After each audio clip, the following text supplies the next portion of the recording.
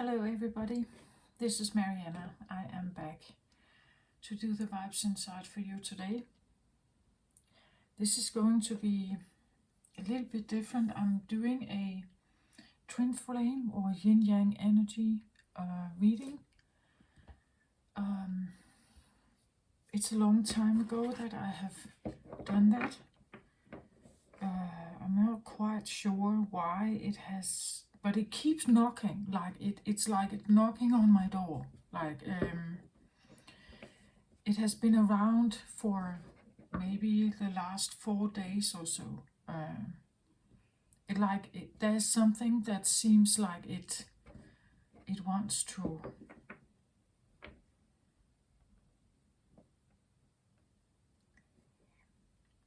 say something, or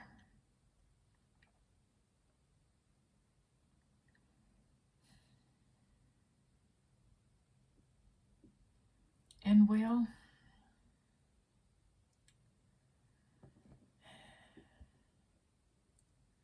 I believe there is an element of this, like the differences between them,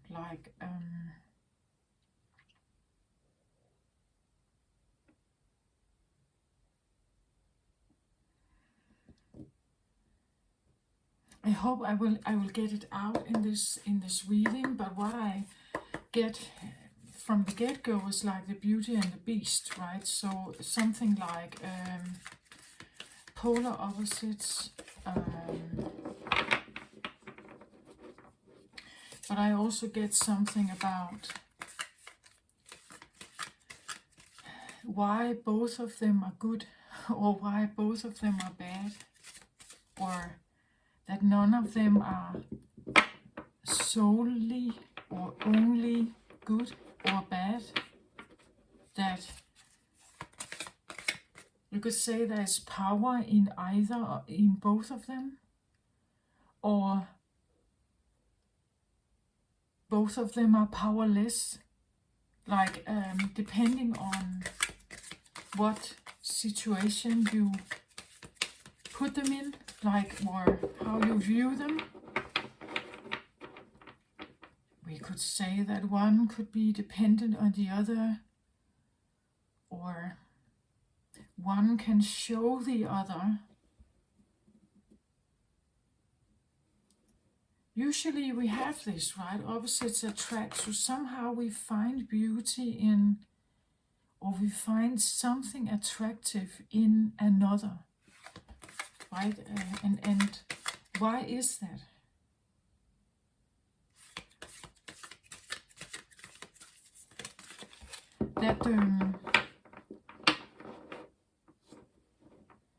That the good girl can fall for a bad boy, you know, this kind of scenario, or a quiet, shy boy can fall for a very outgoing, dramatic girl, right? Why is it that we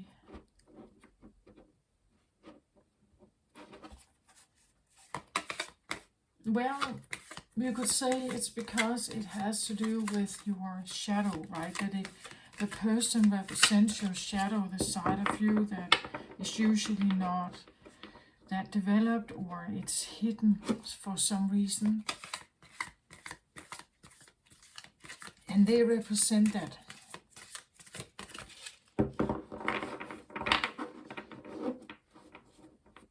I believe that every one of us carries some kind of grief that this other part of us, our shadow, cannot exist simultaneously with us. That somehow, at some point, a decision was made to hide it, to make it a shadow. And who made that decision exactly, right? Did the part of you that is now available and everybody can see, and the one that you interact with, the ego that you have, was it the decision of the ego? Or was it the decision of the shadow to hide?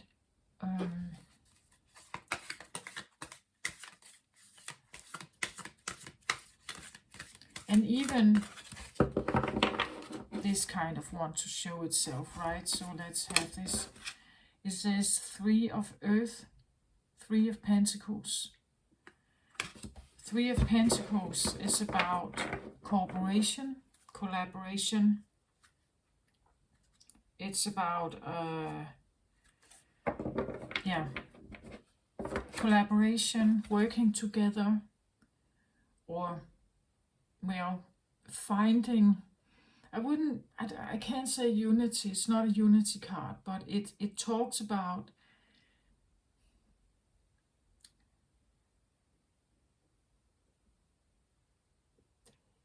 like seeing each other's value, right? There's something about the idea of that either of them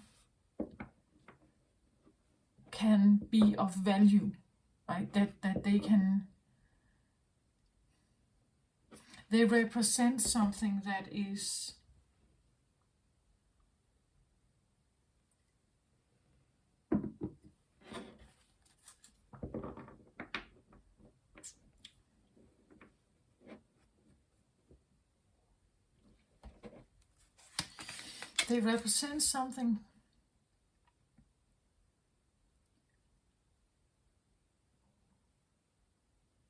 both of them want to be united with the other, like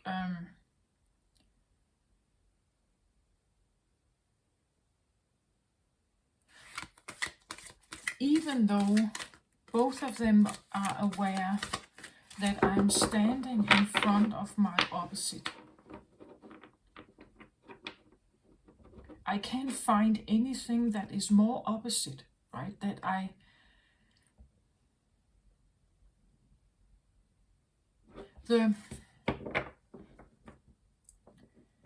The points where we can agree about something is almost not there.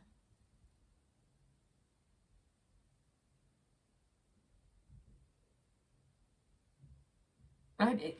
It's how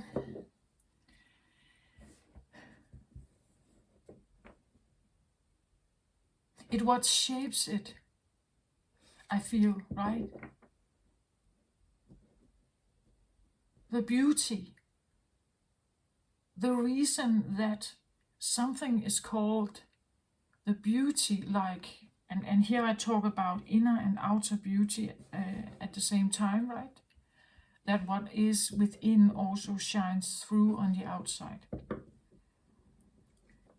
And the same with the beast, right? That what is in you is shining through on the outside. So when you look at the beauty, there is light in there. There is a knowingness that she is all right, right? That she is beautiful as she is. There's love in there. And the beast, the reason why it is a beast is because there is no love in there. He doesn't think, or she, again, just reverse the gender, but they don't think that they are beautiful, right? They don't know it. Nobody told them, and they don't think it themselves. So we get attracted to this other side of us.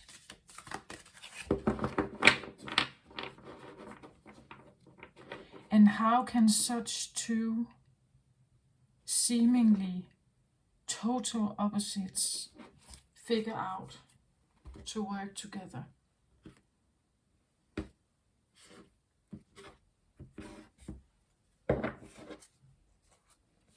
All the values, you could say, that are driving the beauty forward is absent in the beast. And all the things that drive the beast forward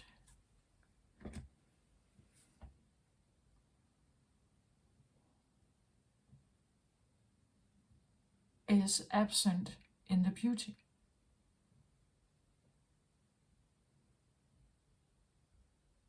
can such two individuals or energies merge?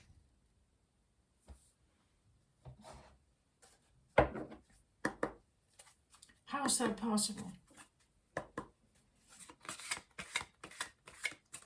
It's like I see them standing there looking at each other, right?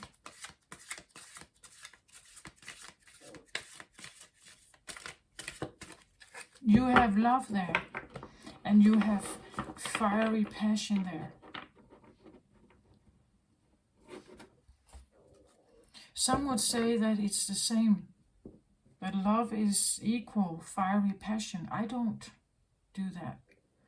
I see them as very different energies. They are driven by something very different. Love is, and fiery passion is. It's driven by very different needs and desires.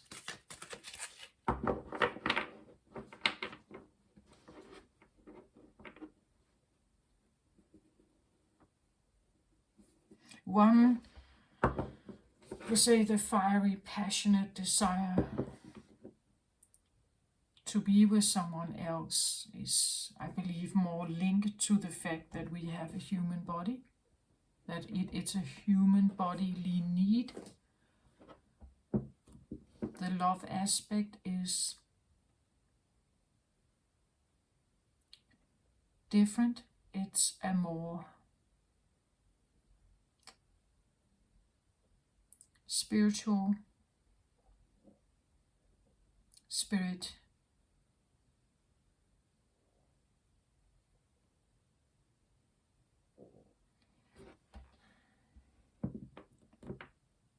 understanding,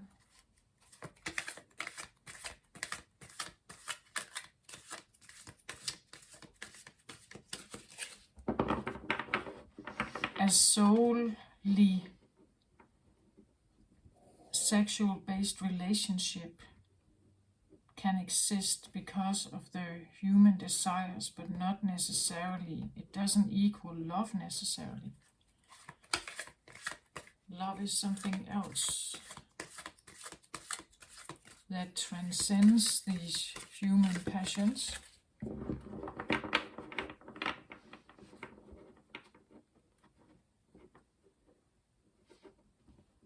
I believe love is something that can... Love is the only thing that can make twin flames come together, or yin and yangs like really merge. Love is the only thing that can do that because it exists on a, first of all, a different frequency, but also you could say it's a more, and this is my interpretation of what the energies I feel like are coming through here, right? It's like it's a spiritual, it's something that happened on a different vibrational level between two souls.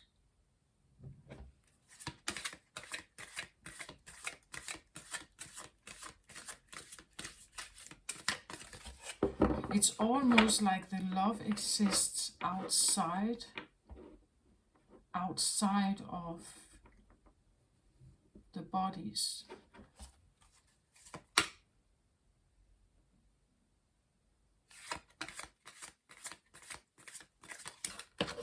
But still we somehow know, right? Still we know somehow the star.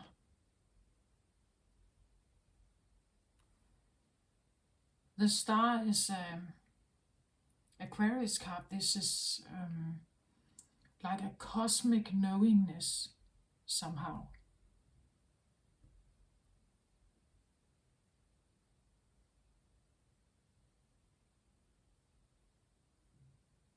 Again, she's bearing water for two here.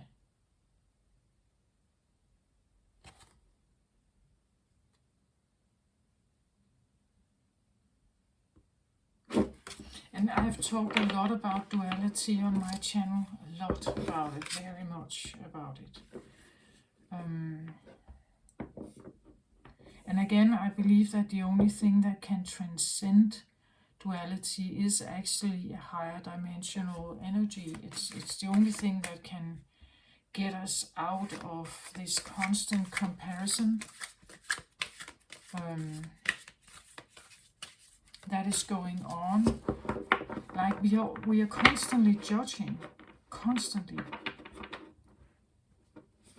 Our mind is one big judge of everything.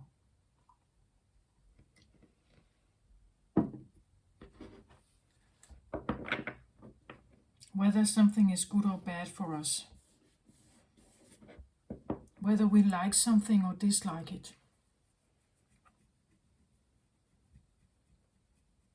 I believe those who embrace this idea of twin flame energy, or at least working a lot with their yin and yang, they see this all the time. Like it's everywhere. And there is this like a deciphering, a constant deciphering in our brain, whether we like something and we want to go that way, or we dislike it and we go the other way, right? We go around it or something.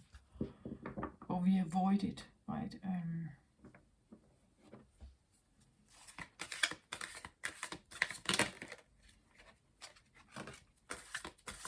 So I get a page of Raphael here. Page.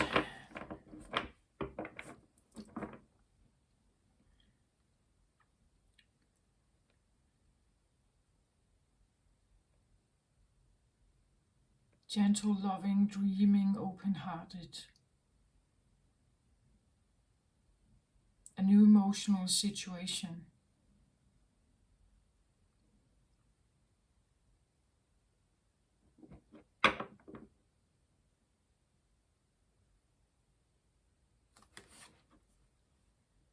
Maybe there is a breakthrough somehow here. In either a twin flame relationship or a yin yang balance, because it gentle, loving, dreamy, and open hearted. A new emotional situation. I took only one stone today. It is actually dark green. I don't know if you can see it. It's a jade. Even though I was reading for twin flames, so I could have taken two, but I took only one. And it's almost like there is and we had the Three of Pentacles talking about collaboration, working together. But that can only happen when you look beyond, like you have to look beyond the beauty and the beast label. You have to look beyond the duality of everything, and tune into the thing that is more, right? The thing that is behind everything, or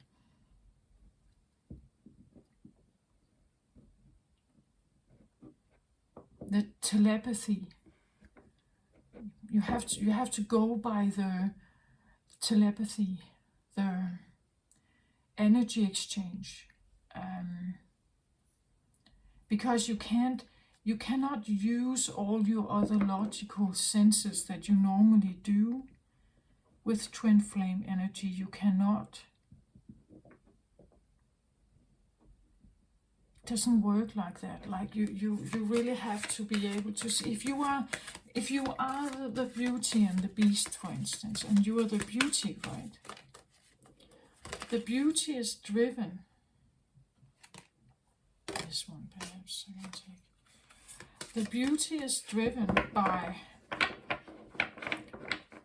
like love and light and beauty and caring and understanding and everything. But the beast is not driven by that. The beast is driven by other feelings that stem from a different experience in life.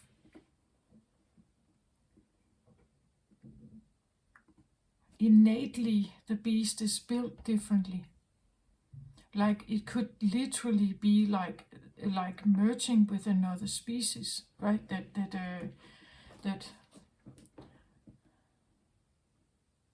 like two species are merging.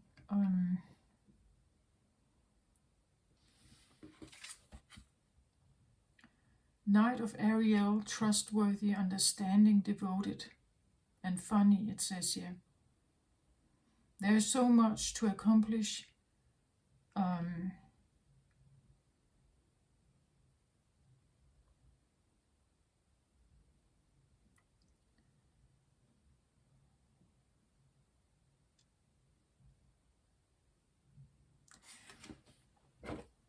It's like,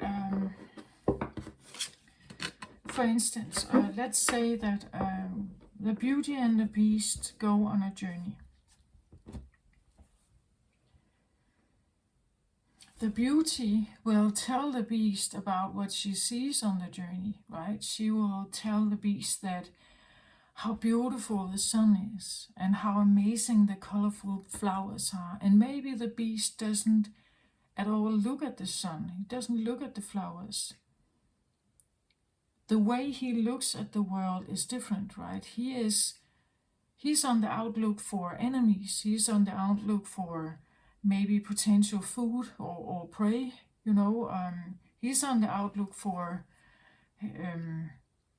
like a good hiding spot for the night, or because he is driven by something else. Like his entire being is kind of focusing on certain things. He doesn't necessarily see the sun, really. He doesn't see the flowers. He doesn't care about them, actually, but when he meets the Beauty, he gets fascinated by her because there's something that she has and can.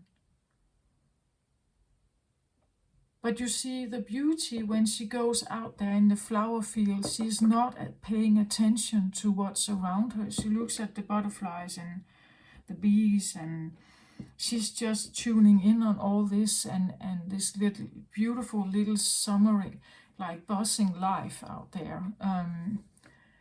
She will not see if another predator is coming, right? She will not be aware. She has no antennas in that direction. She tunes in on the Beauty, right?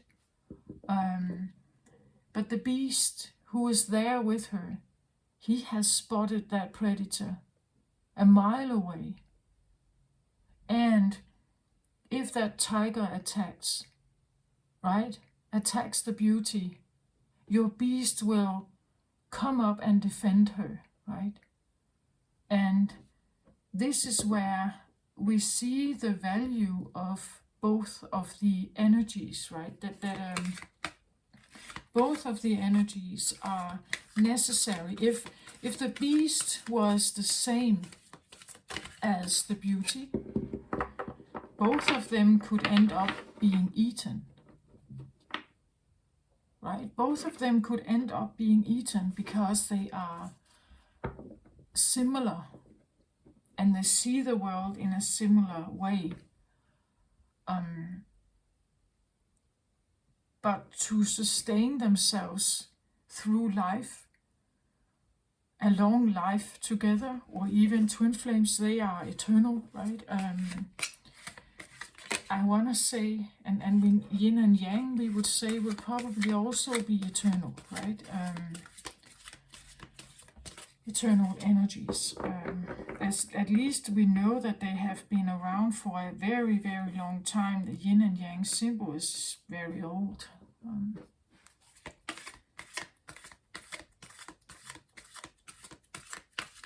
For those to sustain themselves, for those to somehow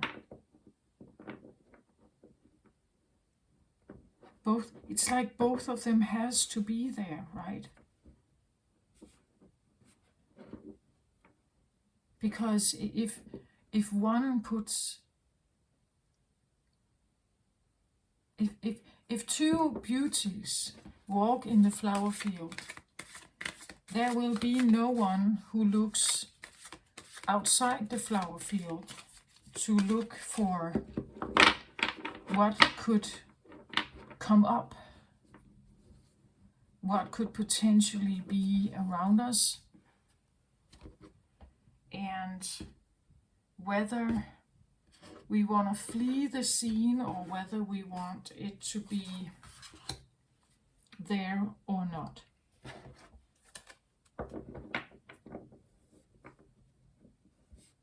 Some people, I believe, can embrace the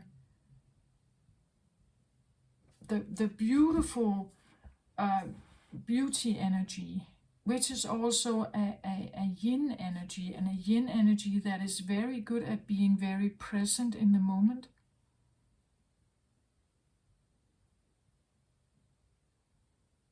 And tuning in the moment. The yang energy is, you would say, a protector, right?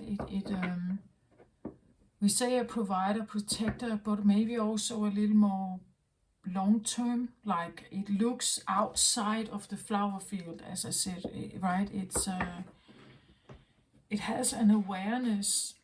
Well, it can look at the beauty playing in the flower field and be astonished by it and really fascinated by it and loving it. But there's still part of the beast that still looks outside of the parameter here, right? And is watching for other movement. And you could say, for someone who is very good at being present in the moment, maybe it's a good thing that there's someone around you who can look outside of that very powerful, but also, you could say, maybe a little bit vulnerable place to be in. Like maybe it's a good thing that there's something that is scanning, right? That is also scanning for whatever is going on around you. Because, as we know, if the beast has been attracted to the beauty, another beast would probably be attracted to her as well, right? So maybe it takes a beast to know a beast, right? To recognize one. And again,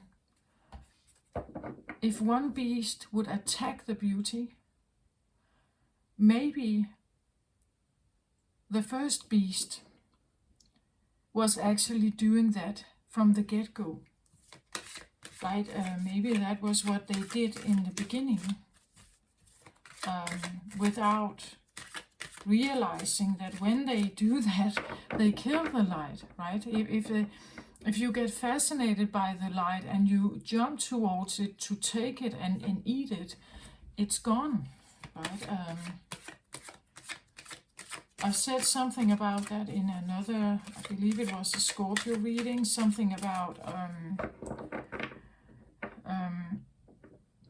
that if you devour the thing that you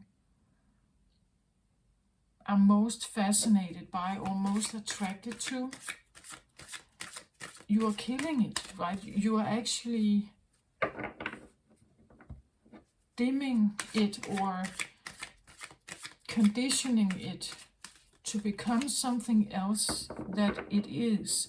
And the fascination for it is leaving, right? It no longer has this light or this special thing about it when you try to control it or change it or something. Actually, we have to let it stay as it is. Otherwise, we are changing it, right? We are changing it into something that we don't want it to be.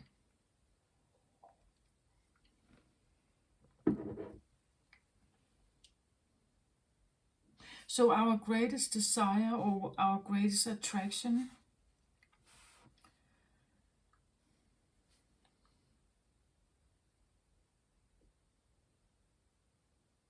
is at the same time our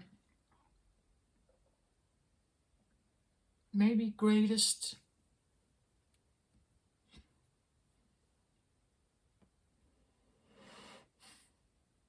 lesson, right? Because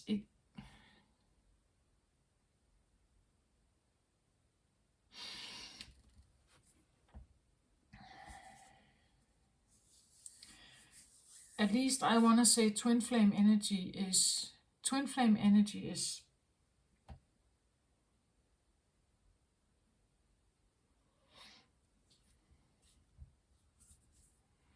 it's crazy. Like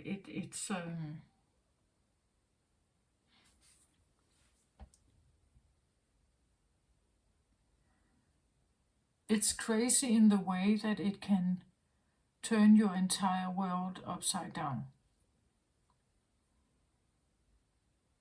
Another person can become your entire objective. Like you think almost of nothing else but that.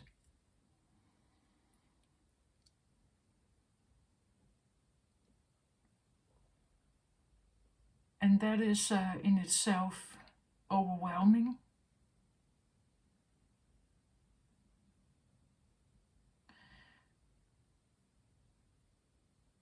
Especially if you have both feelings, like you desire them, to be with them, and at the same time you are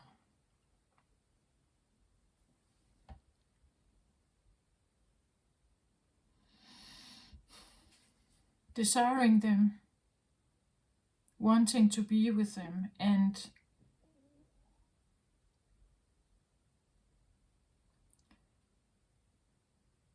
I want to say fearing them also, like fearing their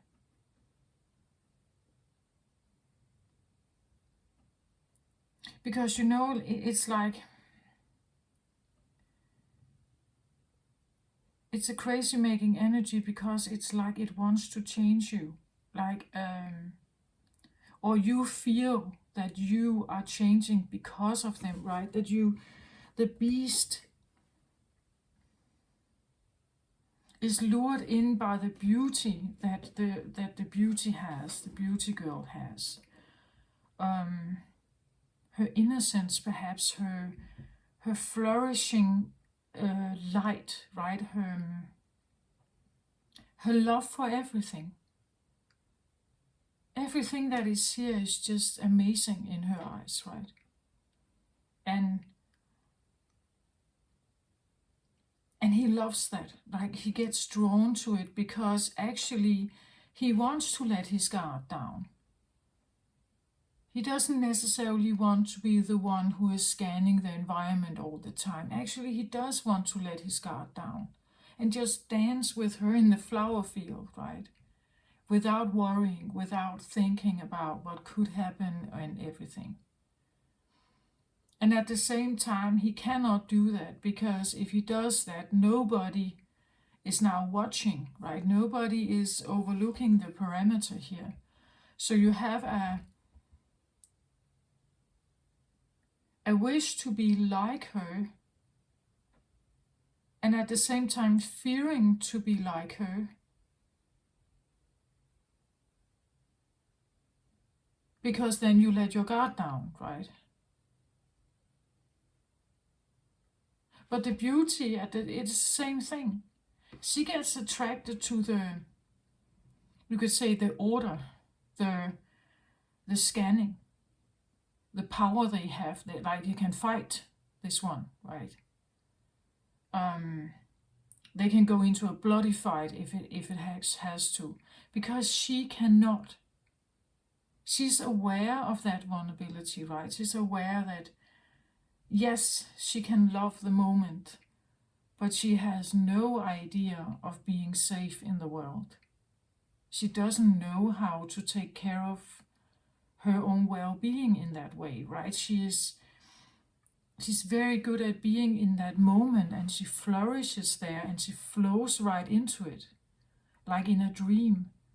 But when you dream, you're not awake, right? You're not conscious. You're not aware of what is else around you. And she gets drawn to that like a magnet, because he is a protector, right? But because he can protect her, that is a good thing. But what if he uses his power differently? What if he uses his power to control her, right? Because he is that powerful, and she knows that as well. So, because she wants to be free and flow and just be in the moment, be contained, you could say, like be in a safe zone, but not violated, right? Not devoured, right? She doesn't want to be devoured. And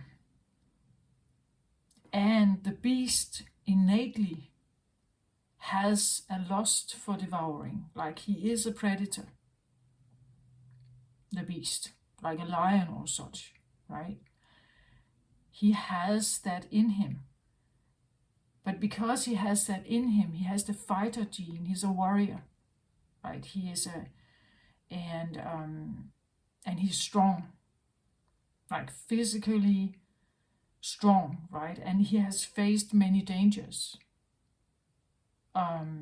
He's not running away.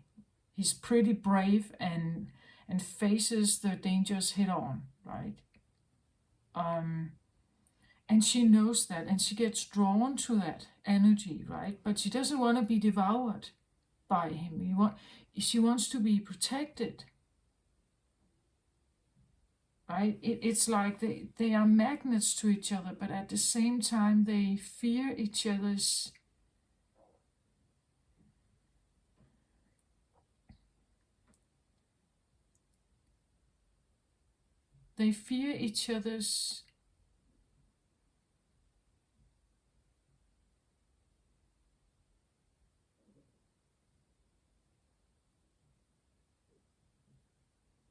I don't know if I can say temptation, because it's like the one is inviting the other. The beauty is inviting him into her realm, tempting him to come into her realm, right? But going into her realm means that he has to abandon his post. And this is where the fear may come, right? That he has to trust that. He has to trust her. And how can you do that, right? At the same time, the beast is inviting her into his realm, which is all about protection and order and security and discipline and structure. But in there, she can't breathe, right? So there is a potential death threat actually with both of them somehow, right?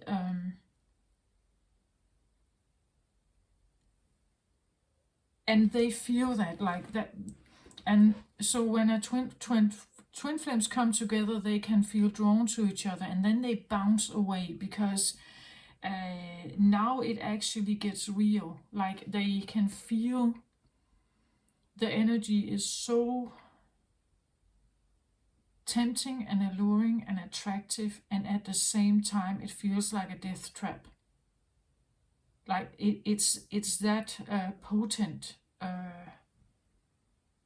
and it's crazy. Like it's crazy making, I want to say, energy.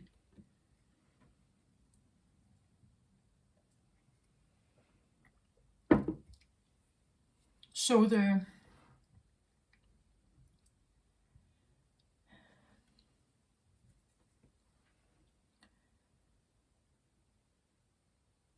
and the only thing that actually works is that you could say it's not really about your world or my world. That I get invited into yours or you get invited into mine. It's something about creating a blended world with each other, where there is flow, there is moments, there is now, but there's also still, like an antenna that pops up from time to time to just look what's going on. And there has to be trust here, right? That both of them have to trust each other, that they are not going to die. You could say that that they can be safe in each other's very different space.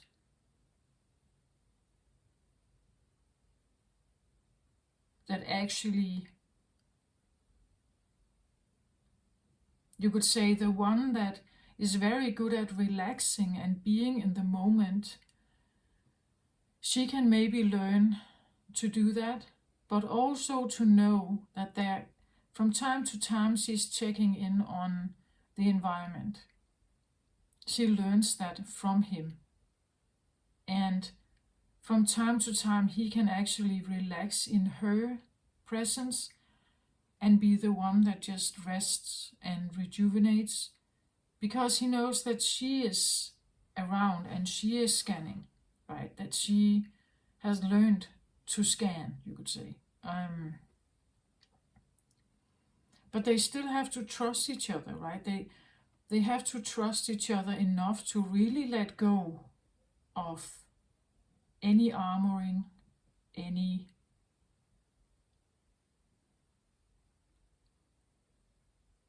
like blame or any kind of duality, judgment. Again, we know with twin flames that sometimes they come with different genders. Well, yin and yang, but sometimes twin flames are same sex. And normally they don't do that. Normally they have been heterosexual. But when they come together with the twin flame, they are overcoming that, you could say, judgment, for one.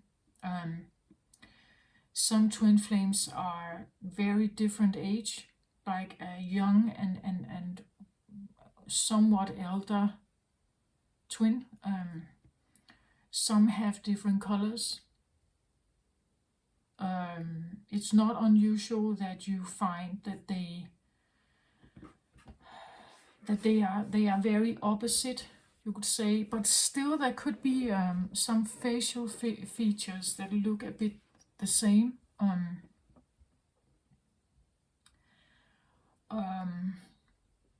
They could be like they are like day and night with their interest, maybe world views, political views, and all that stuff. Like it's totally opposite, right?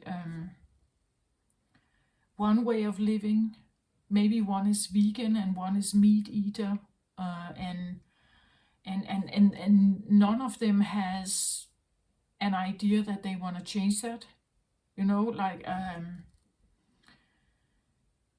and so there is really something about overcoming judgment of someone or something that is totally different than yourself, and actually trusting them. Something that is so unfamiliar or so strange or so weird, or what we would say they are evil or bad, right? We would say those labels, that something is evil or bad. They think this and this and about politics, that is bad, right? That there's this judgment as I said in the beginning, like we have it, it's all over the place. And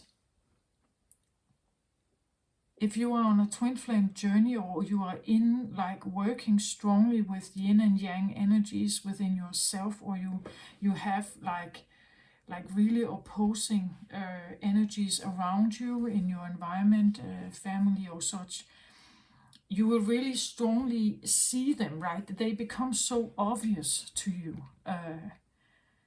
And there is this, you could say, a process of like working your way through how to perhaps accept them, right? Accept that there are these differences. Again, you could have, like preferences. When you meet a partner, you have preferences. They have to look in a certain way. They have to come from this and this area. They have this gender or color or religion. They have this and this job or income or something like that. They have this appearance somehow. And then you meet a twin flame, and they are like totally different, right? They're very different. And that's what I feel like. It's out of control. You cannot control it. Whatever your ego tries to control about a twin flame, just forget about it. Like and your ego will fight it.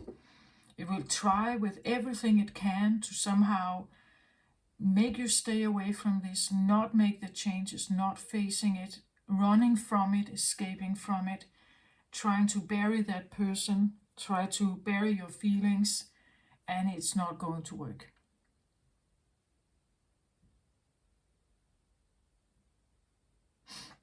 Whether you are in contact with that person or not, if you have had an encounter with them, and you somehow break again, because that's normal, that you have an encounter and then you bounce away from each other because the energy is so too much,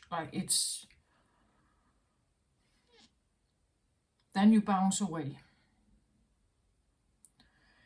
If that happens. Even, I want to say, if you are encountering what is called a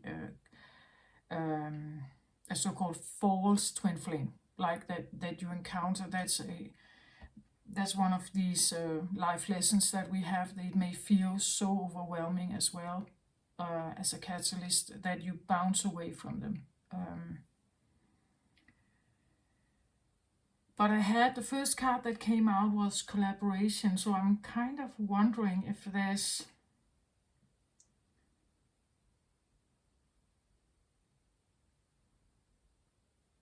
if something is coming in as I hear peace offering, like there is an understanding somehow. It's like sometimes we have to understand that there can be value. I'm not talking about good and bad now. I talk about value, that there can be value in each of the two energies, that they hold some kind of value depending on what the situation is. If you're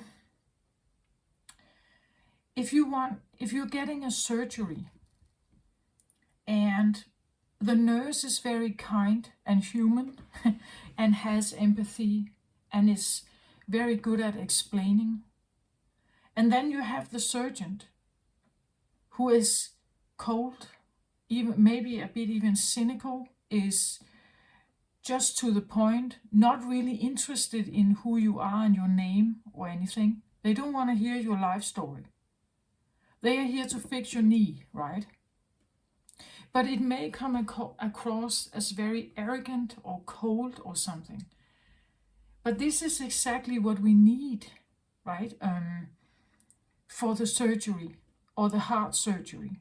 Because when you lay on that table, you don't want a surgeon that is tearing up in emotions because they have heard your life story. You don't want them to have shaky hands when they are fiddling with your heart. No, you want them to be ice cold. You want them to be like you want them to be focused and disciplined, and you want them to be the best. You don't want them to waver. You don't want them to second guess. You want them to have a plan. You want them to be the expert, right? You want them to be precise and to the point. And if something seems like it's going wrong, they are quick to find a solution and they just do it, right? Actually, you want that if you are on that operating table. You don't want someone who tears up or panics because they have their emotions with them in the operating room, right? Actually, you want them to put the emotions aside, and then you want them to be focused, disciplined, structured, and everything. That's what you want. And sometimes we need to see the value, like the value of that. Because if you sit in your living room the same evening, and that surgeon is your husband, and he's treating you that cold and harsh and cynically and arrogant, well, that's maybe not nice, right? Because now you're the wife, and you would like some emotional feedback from him. And maybe he's simply not that kind of person. As I say, he stays the beast, right? Or he stays in that role of the protector, the one that is scanning the environment, the one who has order and discipline, the one who sees that is his primary focus. Not the lovey-dovey cuddling. That's not his primary focus. Sometimes this becomes like really black and white, and then you have all these other mixes in between, gray areas where people mix with each other. But if you are dealing with a twin flame, you have the outer oppositions here. Like they are so different. It's so it's actually annoying. Like it's really, because there are so many things that are just oppositional. It's not just your age. No. It's everything around them. It's everything. And there are so many, you know, like phases of things that you need to consider if you're dealing with a twin flame, or you work with your like yin yang energies. It's very and it's difficult to balance it, because as I said, they are outer polarities here. Okay, let's have a look here. So the Magician, Gemini energy.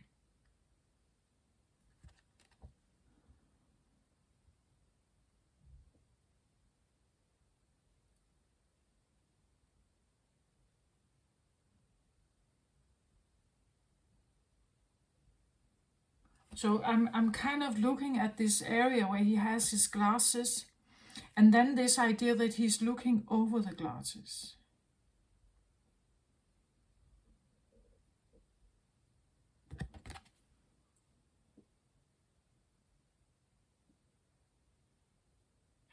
I see it a little bit like, normally he reads with the glasses, but when he looks over the glasses, it's like he looks for something else. Like he wants to have a closer look at something.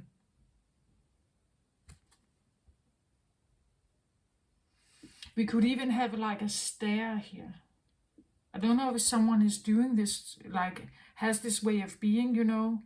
Like normally they look at you like through the glasses. But then it's like they have, you know, like they make a pause. They take the glasses down, and then they kind of look over the glasses like that on you. Like it's like they want to have a closer look at you. Trying to look closer. Maybe tune in. It is a magician here. Like maybe someone is trying to tune in.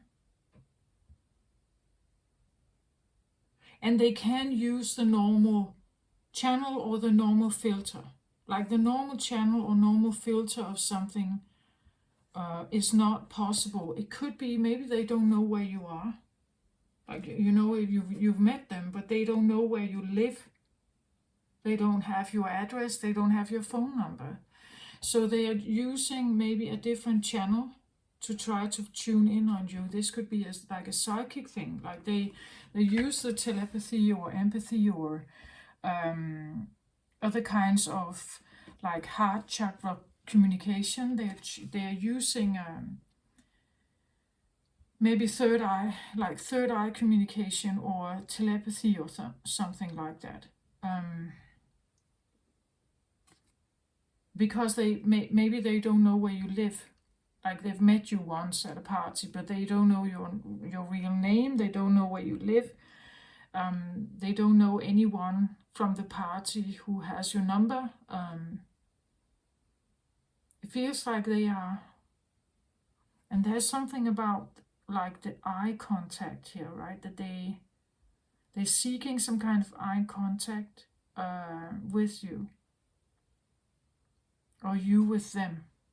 Gemini energy again. I can't make this up, right? It's twin energy. The magician is Gemini. Gemini, Virgo, we say Virgo also, but mostly Gemini. And Virgo energy is the hermit. And if we look at him, he could look a little bit like a hermit, right?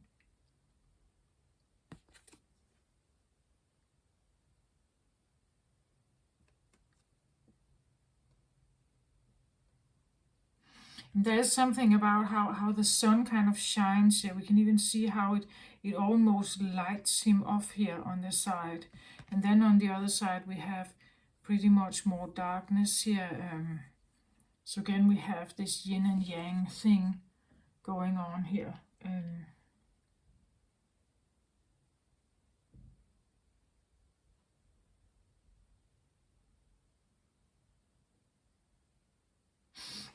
And he has the cloak on, so somehow I get the feeling that like the light here on something. The light can talk about like putting your awareness on something. Like you put like when you use a spotlight, or you put your spotlight in, when you walk into your dark cellar. You use the spotlight or the flashlight to light up a certain area so that you can see what's there. Otherwise it's too dark, you can't really see where you can find your oil can or something, right? So you need your flashlight to find it. Oh, that's the box where I have my oil can. So now I take it. Here it's like someone or something seems to want to put a light on him, but he's kind of shielding himself, like staying out of someone's awareness, or trying to shield yourself. Maybe he is trying to shield himself from some kind of flashlight here. You know, like if someone tries to put like attention on him, like putting attention on this guy, he turns his back and walks away, right? Or he turns his back like he's hidden, like he's gone out of from the party, but he's still looking here, right? He's still, I'm not quite sure whether he's angry. He feels a little bit grumpy to me. Like there is some kind of awareness that wants to be put on him, but he's turning his back to it. Walking away, right? Walking away, but then it's like I feel like someone definitely has their eye on you, or you have your eye on someone here. if this is you, I want to say you are trying to stay out of someone's awareness. Like you don't want their attention. If they want to put attention on you, you don't want it. You're turning your back to it. But at the same time, you're looking closer, right? And again, if you're dealing with a twin flame, this is probably both ways. Like when one is looking, the other is usually running. Like the hunter and the run. What is it? Running and chasing. Yeah, a runner-chaser energy. When one is chasing, the other is running. And when the other one changes something in their awareness, they may start chasing and the other one is running. Right? That is also a dynamic that goes on. So it seems like someone could be, like either not wanting to put their awareness on maybe a twin flame journey, or they are aware, like they are aware about the journey, but they don't want it to come into their life, right? Like maybe they're not ready to accept this other twin fully as part of their life. I'm not saying necessarily that twin flames are supposed to come together in like a real life and live together and be partners, because it's difficult. But I'm saying, well, you could be friends, right? If you're aware of the energies, you could be friends. The bottom of the deck here, 5 of air. So 5 is usually a card, a lack card, or a difficult card. 5 of air usually talks about, like 5 of swords is the feeling of betrayal. It's the feeling of being lied to or manipulated.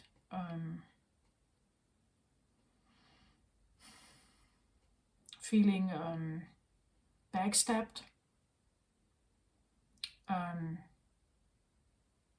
And usually an understanding like that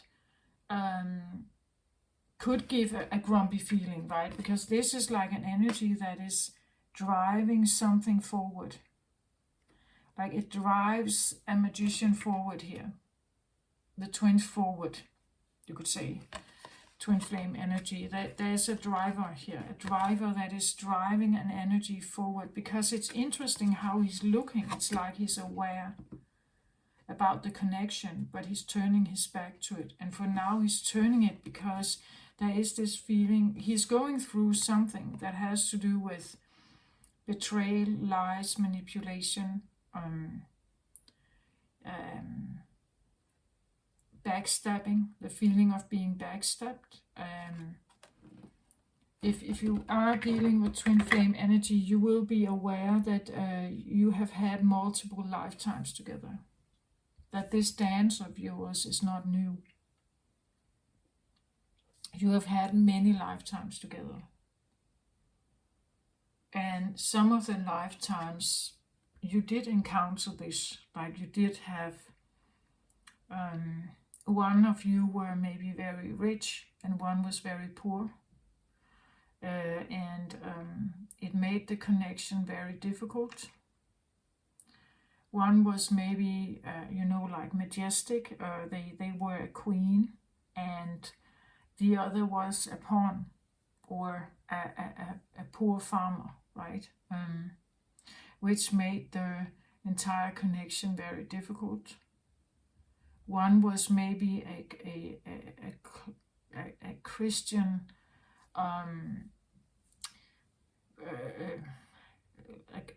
a very religious Christian or Catholic believer, and the other was a druid or a witch, which made the connection very, very difficult again, right? Because either of them couldn't see each other's like true value. They only saw what was right in front of them, like when he's wearing his glasses, right? It's like he's looking what's right in front of him and what he can see another person is doing and has, and how they look and what they are presenting. But this is like looking beyond, like you want to look oh, you're not using your normal glasses, you look beyond, right? Like you want to know more about someone, but something you can't find out when you use your glasses here, which normally would help you, right? Normally it would help you figure out a situation, but here he's actually looking over them to figure something out, like having a closer look at you. It could have the feeling of like leaning in and wanting to have like a closer look at something.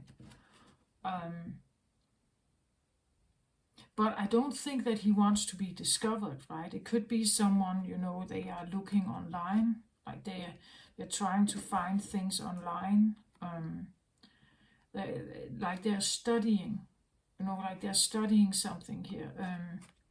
But as I say, he doesn't seem happy to me. He doesn't seem, could have a bit Virgo, like hermit energy to it as well. He's not happy here. 5 of Air is not a happy energy. That this is an energy of feeling betrayed and backstabbed, and that there is this, like there is a theme of this, where you could say, if one of them were a queen and the other one was a peasant, and the affair was discovered, the peasant was maybe hanged, and maybe the queen was put in some kind of prison. So both of them had tragic experiences of their affair, and one more than the other, right? One more than the other. So it's like there's this feeling that this could be like a dangerous thing to pursue. 5 is a feeling of like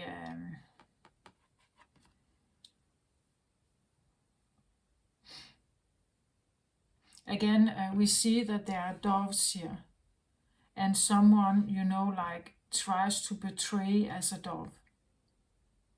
Like they are almost, they almost look a little bit like that, but they are not like that, right? This is not a dove, but they are trying to look like it, or like a peace dove, like someone here feels maybe betrayed by someone's, you could say beauty. As I said, like that someone was betraying like the beauty in the relationship, but they are actually not a peace-loving dovey, peace-loving or a peacemaker here. Like someone, when they look closer here, it's like they now see that this is not a dove, right? She is not a dove here. She may have betrayed like that, but she's not. And that may feel like you were lied to, or you were betrayed, that you were betrayed, that but again there is this, in a dualistic world, nobody can be just one thing. Like nobody is just good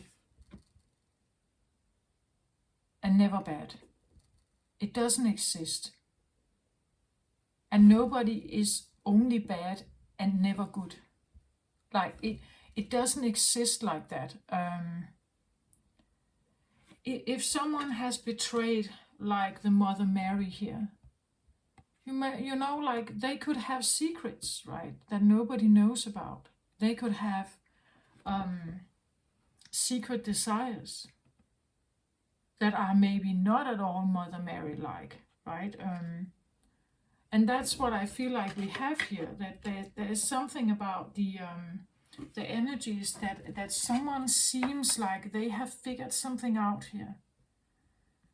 It's like they have looked through the glasses, and when they look through the glasses, they see the dove.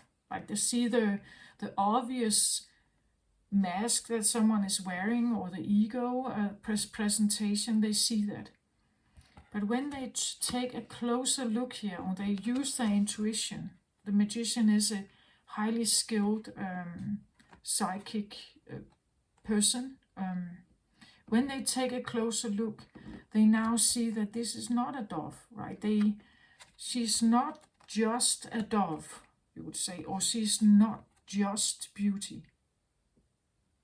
The beauty that I saw in her when she walked through the flower field has a flip side, right? It has a flip side. And this is where we feel like we could be betrayed, or that I was lured by something, but now I see there's more to the story. I can't quite trust this. And that feels like a betrayal, right? Like someone was trying to lure me here with a false mask. The Five of Air could even be the idea that you see beyond the mask, that you see now that there is another side to the story here with a person, because you're taking a look beyond what is obvious here.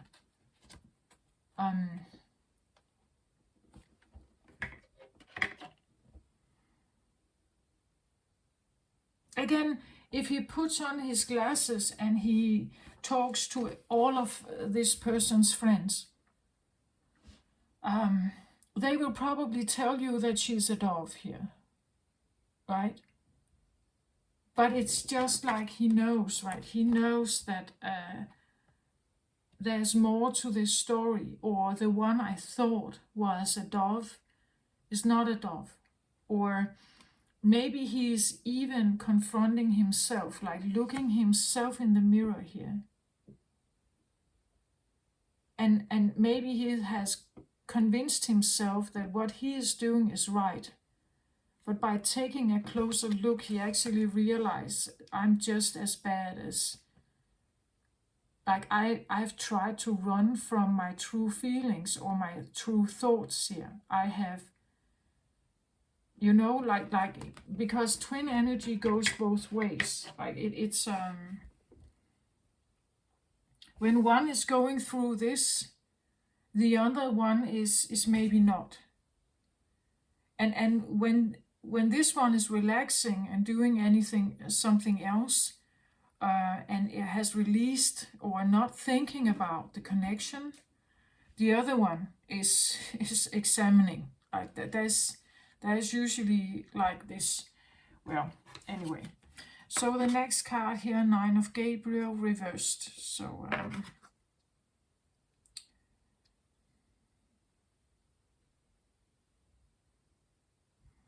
well, I see this as Nine of Wands. A little more light here. The Nine of Wands.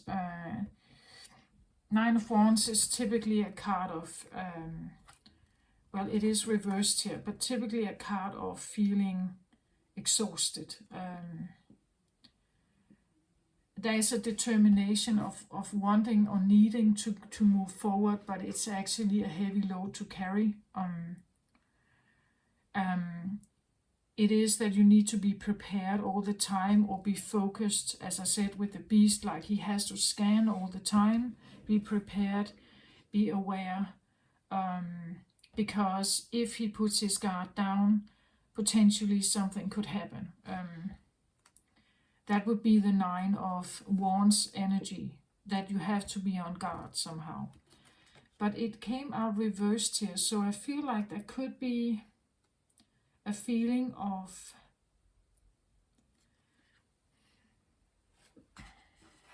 I don't want to constantly be on guard.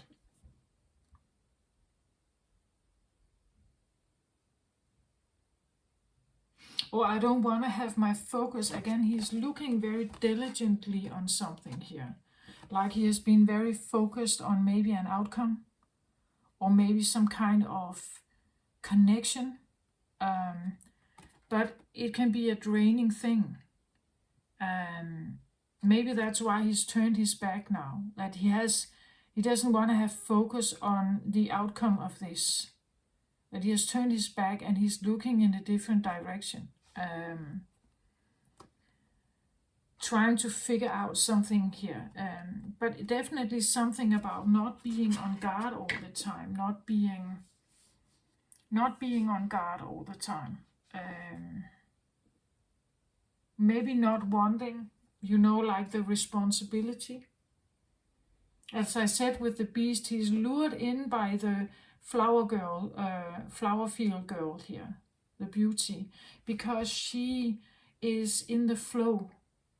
Like she is in her own dream bubble in the field with the butterflies.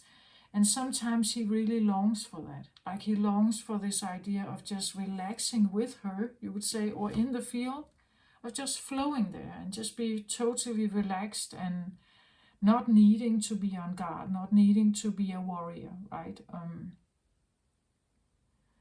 And that's what I feel like. Maybe he's looking closer here. Like he's studying something or observing something or listening to something, learning something here, aware about how to put the guard down, like how to not be that worried or be that focused or be that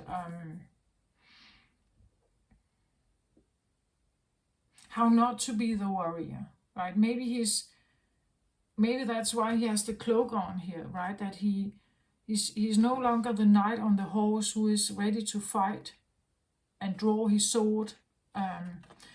He's actually hiding here. Like he is maybe cloaking himself from the world.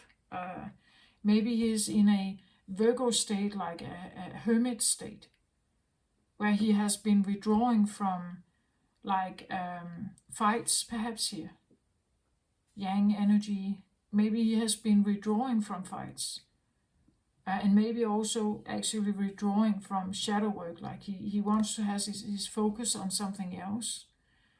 It could be that he is out of it, like he has understood something here about this.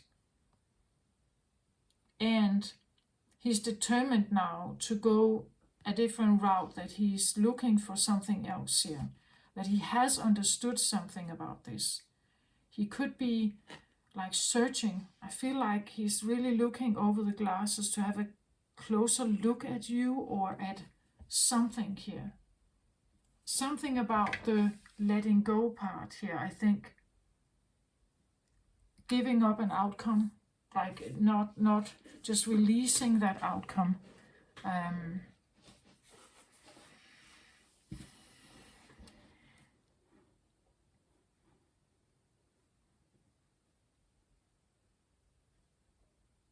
So there could be one who has, I want to say they have come to more to the end of a tunnel of something about this entire, if these are the two energies that are opposing each other here. This one has gotten wiser, I want to say, and they don't want to fight. Like they want to put their weapon down. They don't also not want to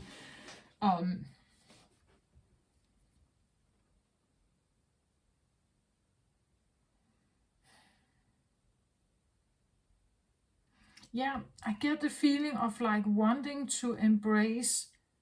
Again, look at her, how she's just dancing, like she's dancing through the air here. But and that may be what he was drawn in by. As I said, she's just flowing through the flower field here, right? But he's recognized here that maybe it's not all there is to it. Like this existence is great sometimes, right? This existence is great sometimes. And I could be drawn to it because I like the flow of it. But he has realized that there's also a flip side to this, right? There's a flip side to this. As I just mentioned in the beginning, the power of now, being very present in the moment, is great. Very great, actually. Because if you look at time per se, there is only now. The past is gone. The future is not here yet. But so there is actually only now. And some would say that's not quite true. The past is still here if we feel it, and the future is just a second away. So but the most powerful, you would say, moment is actually now, right? Because this is where I am at the current moment. I'm not in the past where something happened. I'm here now, right? But I may remember it, and it's still influencing me, but I am here now. And because I'm here, I can do differently.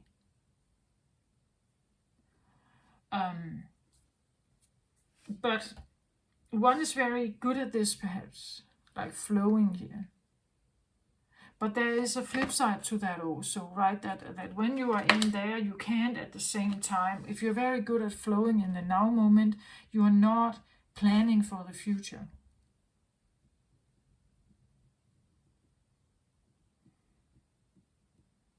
And you are not aware of whatever light and dark there is around you here. This one flows just. There is no real light and dark here. Right? They live in it seems a little bit like a bubble, right? A beautiful, lovey-dovey bubble here. Where this one has a light and dark right around them. It's a constant companion, right?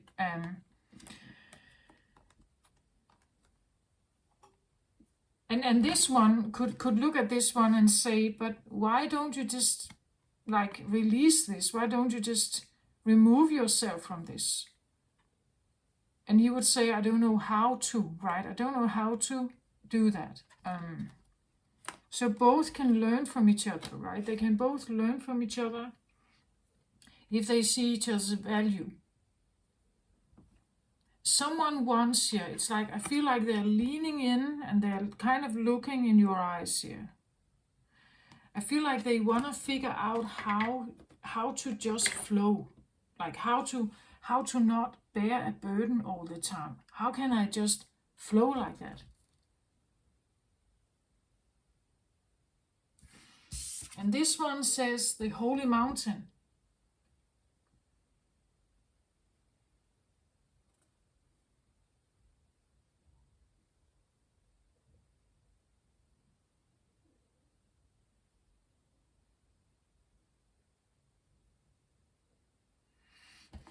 The holy mountain is, I want to say, when we see someone sitting here at the top, it reminds me very much of the Virgo, the hermit energy. Someone who goes alone to the top of the mountain here, searching for answers and insight and everything.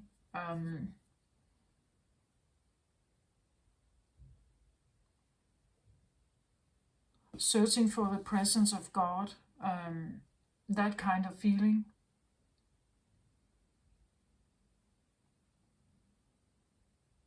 But at the same time, because they are like this, maybe they are a social butterfly here, right? They like people around them, and they like to be part of, like a social group, perhaps. Even though they don't quite belong there, they don't quite fit in.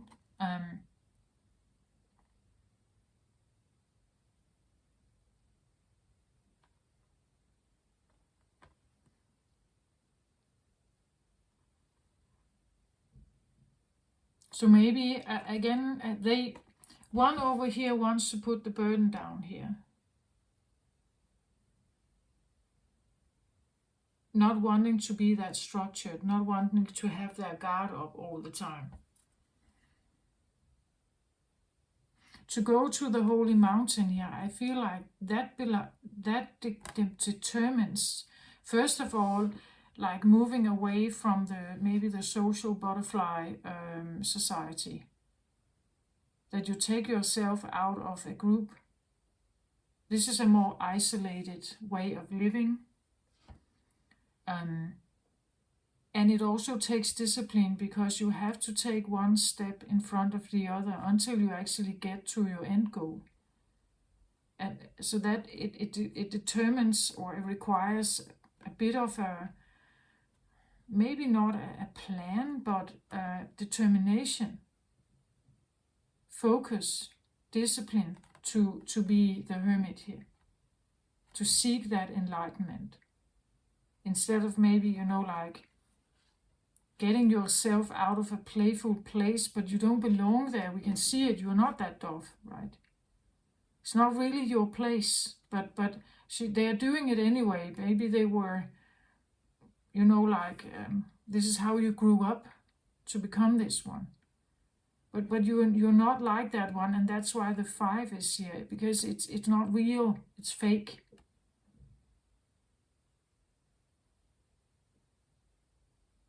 And maybe this one actually wants to get out of this, this dance here.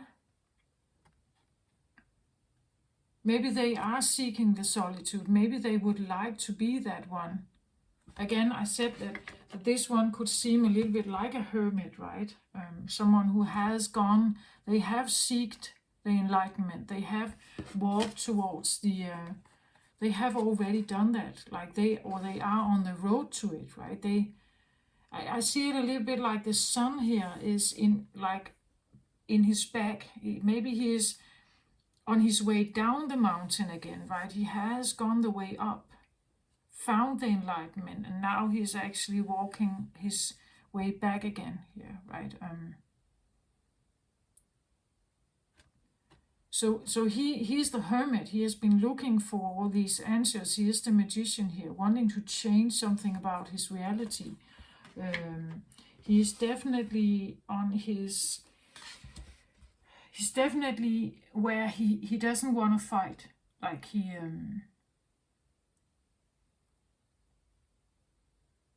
doesn't want to fight. He also wants to put some burdens down, he's not interested in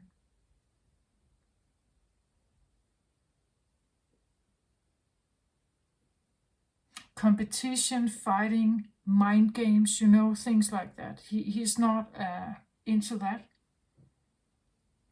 And that's also why he looks over the glasses. That if you meet this one, he would, the eye contact here with him will tell you something about or what he is looking for.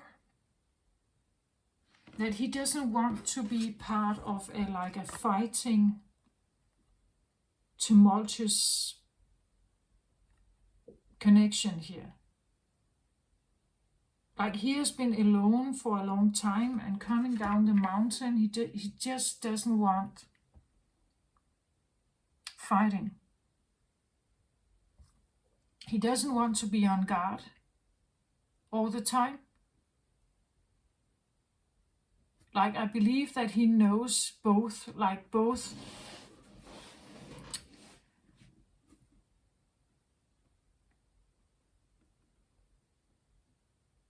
He is aware of you could say, the good and the bad of everything, right? The good and the bad of this world. He understands that both have value, depending on the situation you are in, you could say.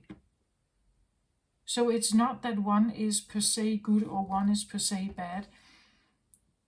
They probably are both, and depending on what situation you're in.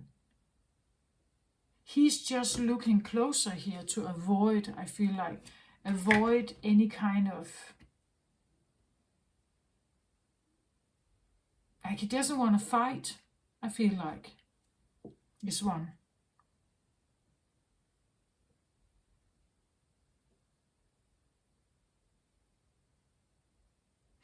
He is kind of serious, like there's a seriousness to him.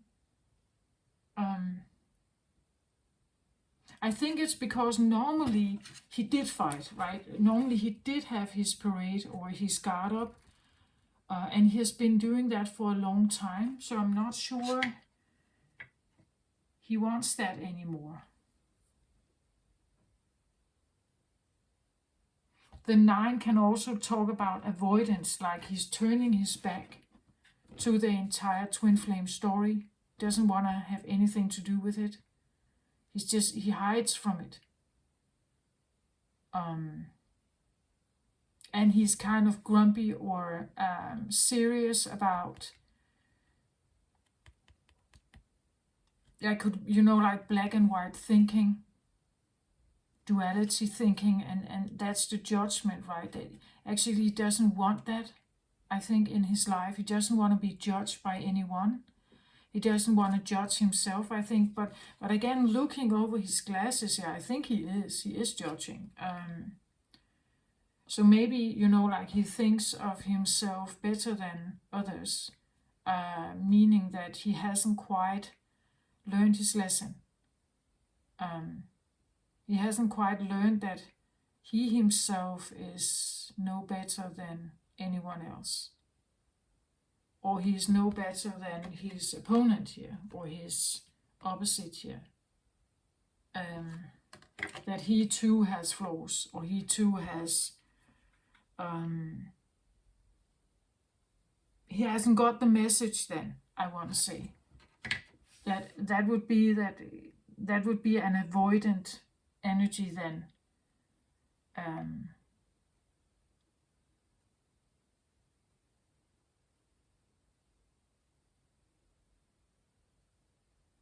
The 9 of Wands is like an exhausted energy, that you have been so on guard for such a long time.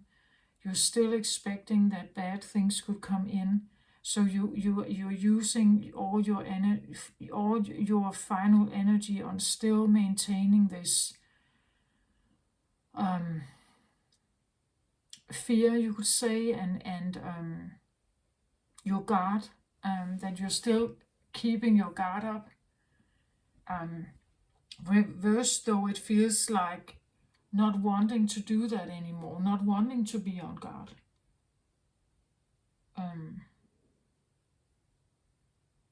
Just wanting, I feel like, not wanting to be on guard, but taking a closer look, right? You would say maybe he does want to trust, like he want to trust moving forward, not putting up a lot of guard or protection here. He's simply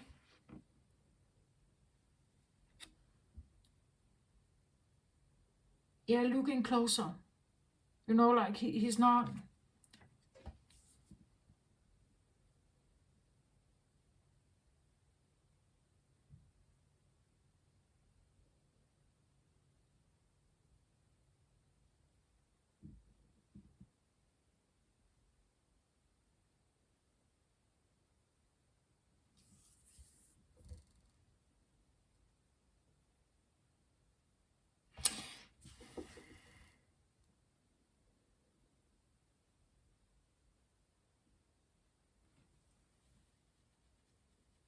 I want to say it's like he's awake. And with that, I mean spiritually awake. Like he knows now, right? He knows that he can't only use his ego. He knows about the energies here. He's aware of that. He's not wanting to let it determine his life. He simply takes a closer look, that when he meets people, he will take a closer look. Right? He doesn't want to fight them, But he also doesn't want to engage, I believe, with people with whom he really doesn't find any common ground. Like, when someone is awake like that, they know that some people are still living in ego. Like, they still live in ego. They haven't had any spiritual awakening. They still live in ego, and that's quite all right. He doesn't want to fight anyone here. He doesn't want to put his guard up in front of them. He's just taking a closer look with his psychic abilities here, and he's deciphering, okay, that's how it is.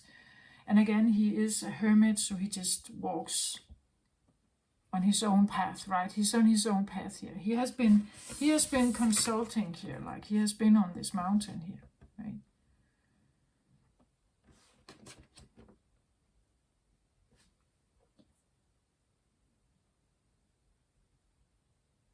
He wants to be able to just sit in the field and enjoy himself without being on guard. And this one wants to be able to climb the mountain here, have the insights, alone, on their own, not with a lot of others here.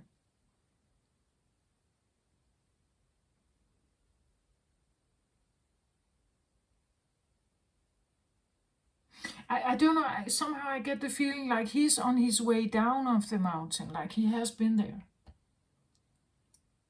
looking for answers. That's what he does, the hermit, right? With his little lantern in front of him in the darkness, he walks up the mountain alone. He's seeking the answers with God. He sits here, right? Sits here, meditates. He's looking for those answers all by himself. He's determined to get to the top, and when he sits here, he is choosing to open up and let himself be guided. And then he walks down again, right? When he feels like he has received the message, he walks down again. I think this one is on the way down again.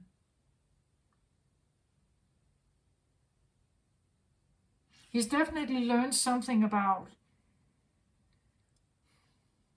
I feel like, not wanting to fight, not wanting or to control something, right? That you can control your way out of anything.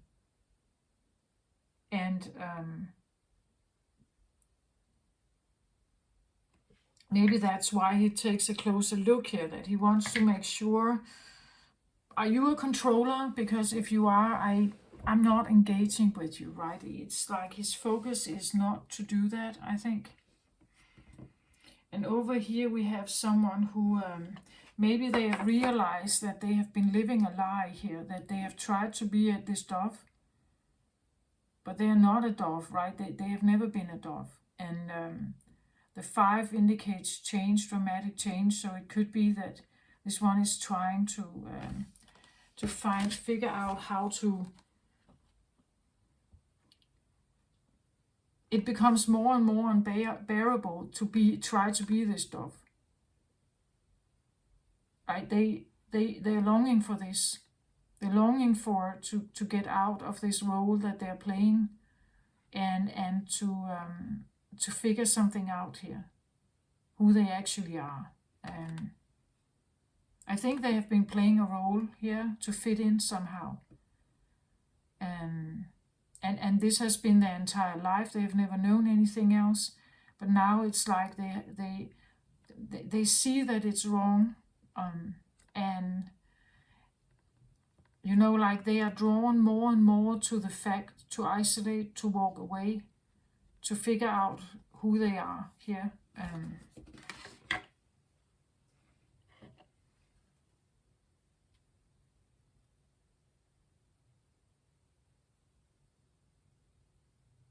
So it's interesting how they are still opposites, right? That this one wants to now like become more determined, more disciplined, maybe isolate, you know, like be on your own, and seeking solitude, seeking like inner knowledge somehow.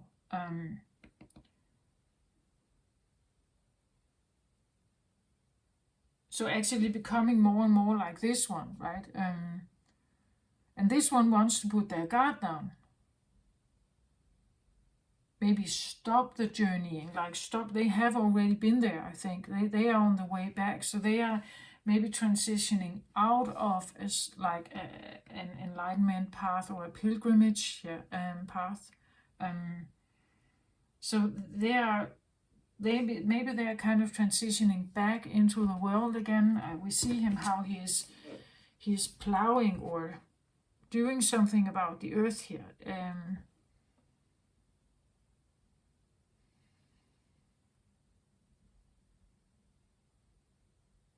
And he's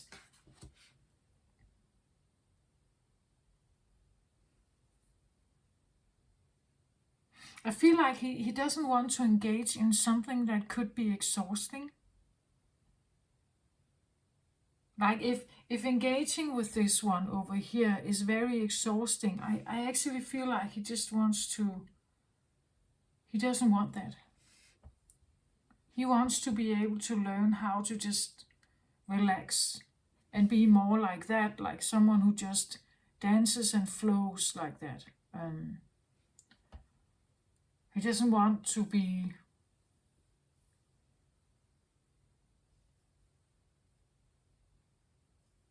maybe he's studying something, like really like he's looking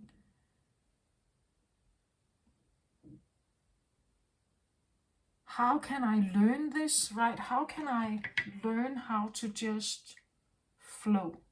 What does it mean to flow? Right? What does it mean to just let the guard down and just relax?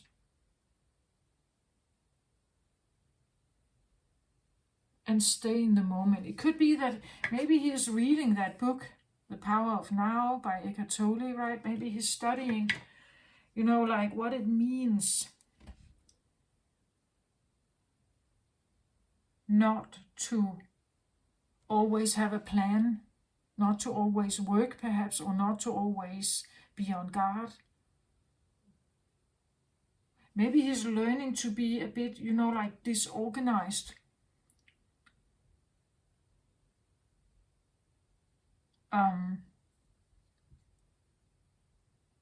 That everything doesn't have to have this linear plan or structure or something. He's trying to figure out how to do that, like not to worry maybe about the past or the future.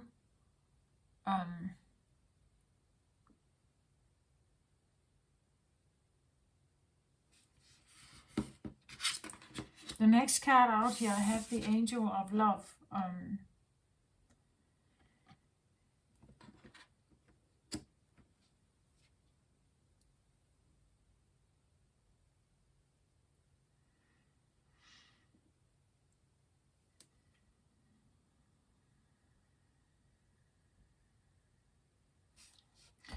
Well, the Angel of Love, we see her holding the heart here and focusing very much on it. And I had this like between the energies here.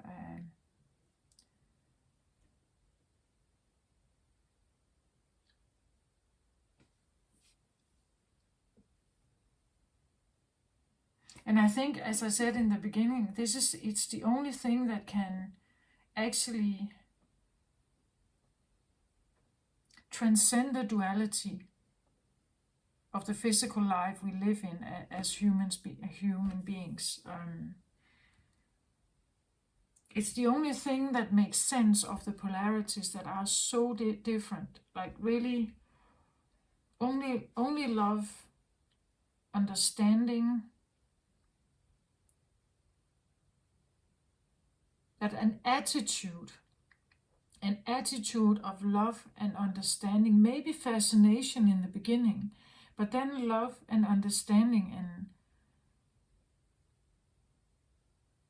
and maybe studying, like studying here as he does, right? That if you actually study and try to figure out, understand something about another energy that is so different than yourself, it's the only thing that can eventually lead you to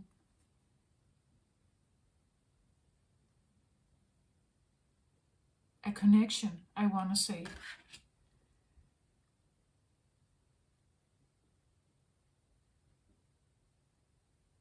Because the love transcends duality.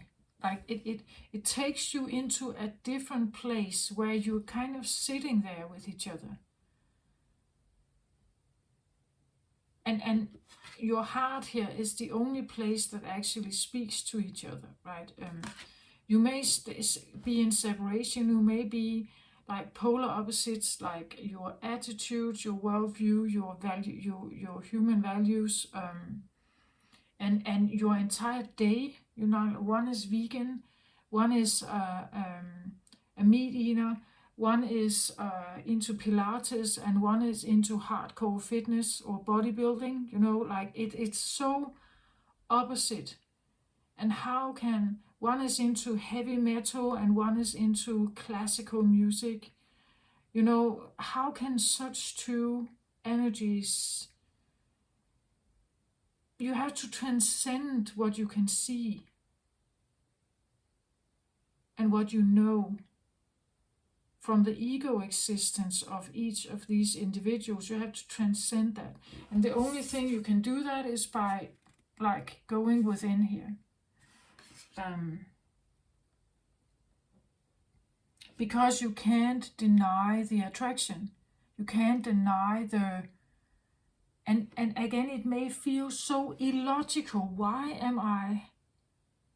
Well, we know that opposites attract, but this kind of opposite is like polar opposite. And that makes it very difficult to come together. Like the road, you could say, towards each other is illogical. Like it feels illogical.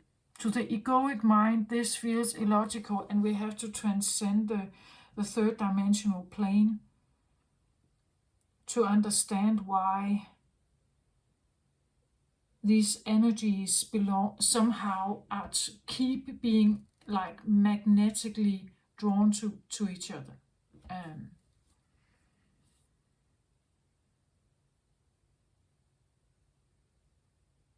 Deep down they long for the same thing, like they long for the same.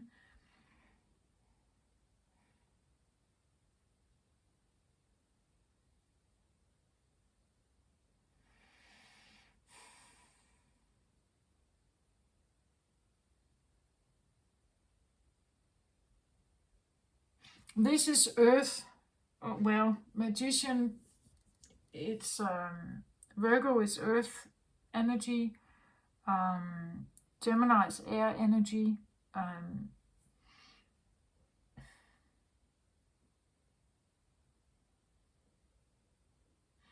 And we see how air-like this is, how flying and air-like this is, right?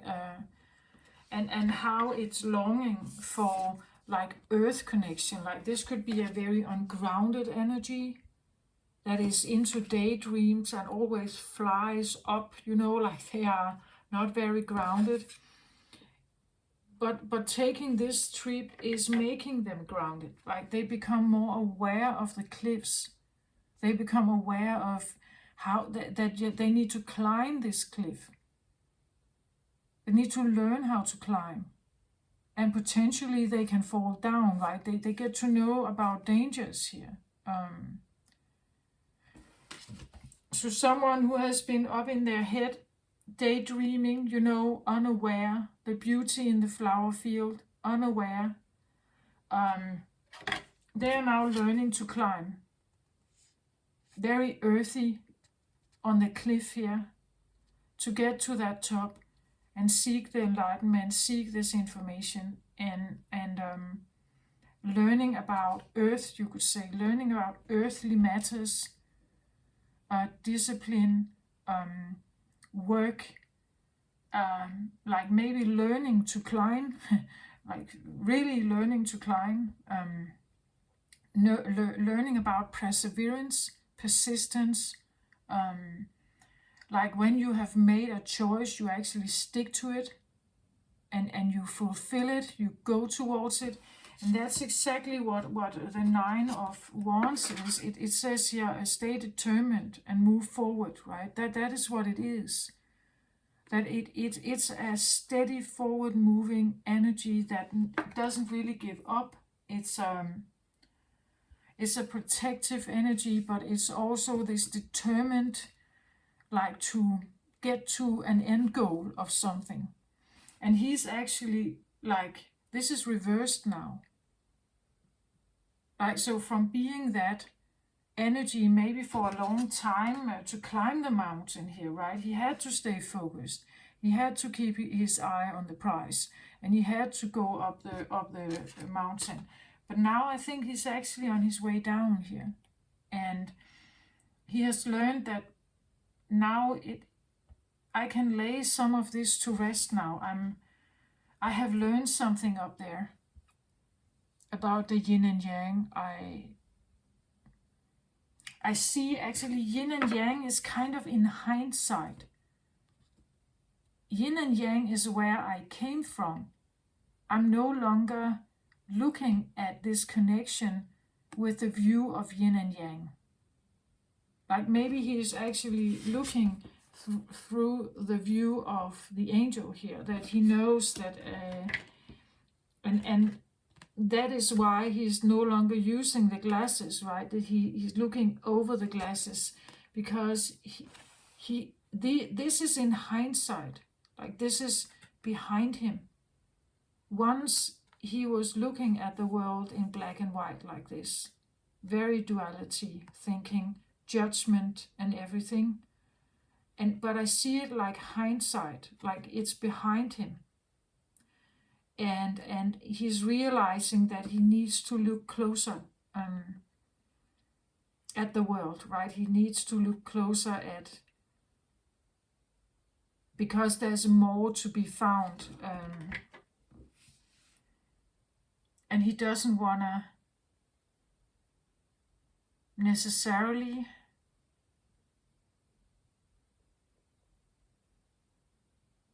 be that almost rigid, I want to say, in pursuing a goal, right? That maybe he needs to loosen up about stuff, right? That losing up, right?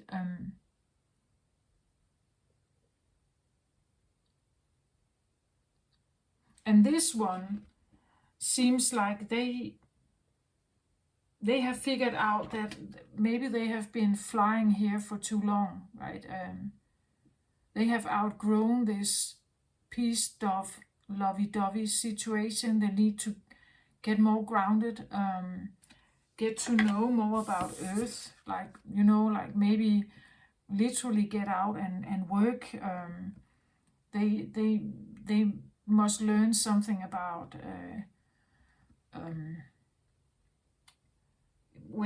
disciplining their life,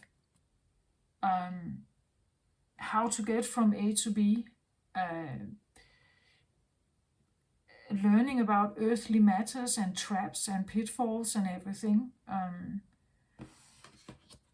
So something may seem like it has been in some kind of airy, ungrounded dream world kind of thing. And one here has definitely been in the earthly matters, like very in the nitty gritty. And they have learned they really this A and B thinking or black and white thinking. But they are also, I feel like it's like this, it's in hindsight, like they are aware that this is how they used to be. And they have grown wiser here, right? They have grown wiser that this is how I used to be. I'm not moving forward like this. I put down my defense, you could say here. I don't want to be that much on guard. I want to learn how to be a little like more relaxed about life. And just take life as it comes, not be that anxious or on guard all the time or something like that.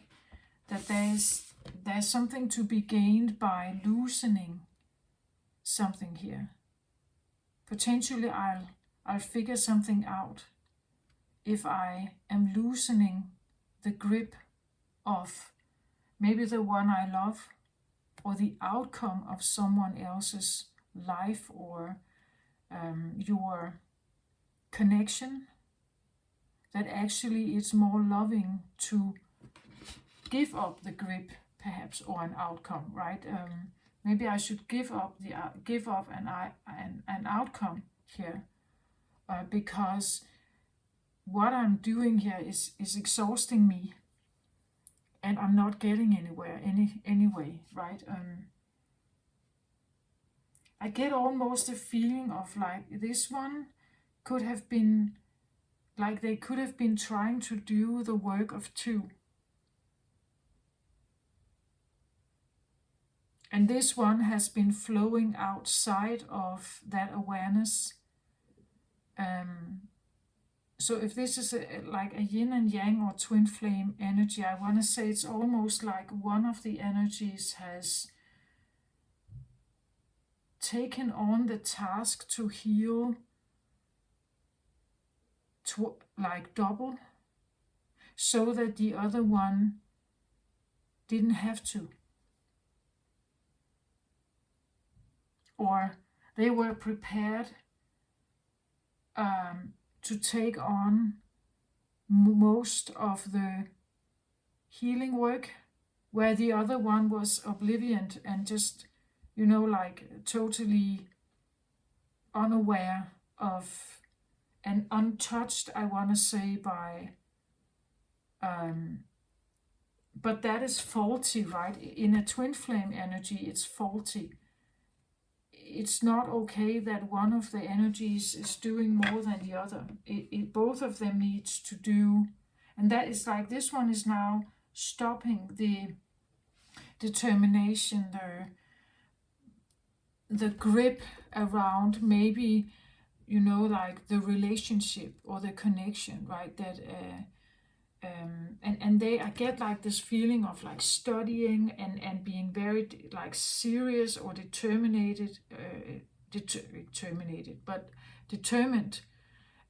to get to some kind of end goal.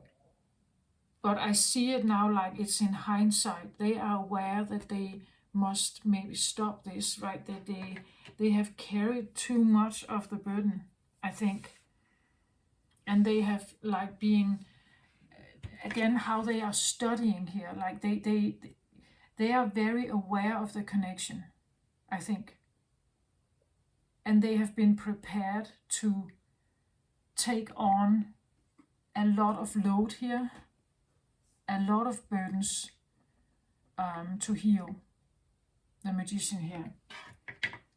But they can't do it all on their own, and I think they know that, right? It's like in hindsight they see that I'm not supposed to hold this in a tight grip and be determined to kind of bring this home, right? I cannot on my own bring this home. I can only go so far. So now I let my burdens down here. I let my burdens down so that someone else can get to work. Because as long as I keep my work up, they're not doing anything. They just keep dancing here.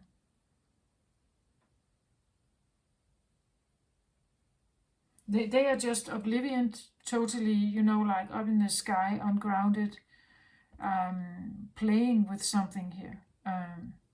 Friends or something. And they are oblivious about how to, that someone else has been doing a lot here and be very invested also. He's very invested in something.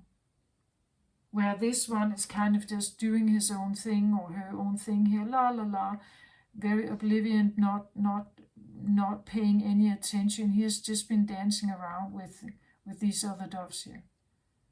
But it's not real and it's not right.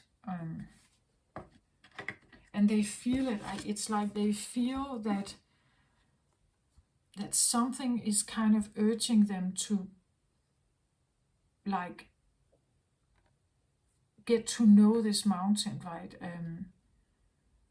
Like they have to learn how to climb, you could say, or to crawl. Like you have to learn to crawl before you walk, and so on, we say with babies, right? It's like someone has been, I always want to say carried by someone else, that they have been carried by someone else, and now it's like it's time to like let some of this down and let someone else learn here, start their own journey towards the mountain. And it's all out of love, right? That we realize that it's not supposed to be only one person working on this, that is a teamwork thing, or that only yang can be contributing to something, right? Or can only yang can be contributing to something physical. The yin can too, like the merging of the energies or the collaboration is going to help both of them. But that can only happen if you look beyond, like you have to, as he does, he's looking beyond the glasses, look beyond the obvious.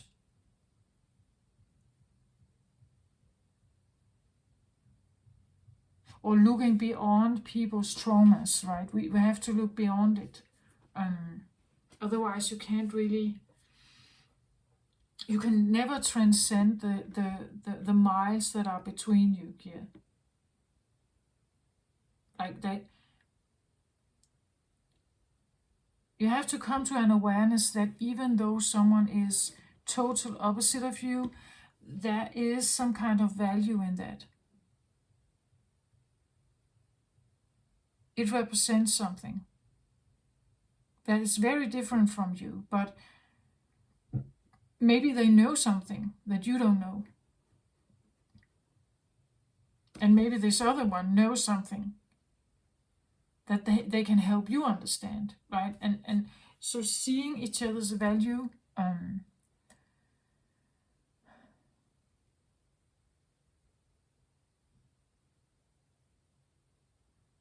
and this again seeing just each other's value, even if someone is elderly and one is very young, like because you're young it doesn't mean that you don't know anything about life, right? Again, we could have a very young person here, we could have an elderly here, right? It doesn't really matter.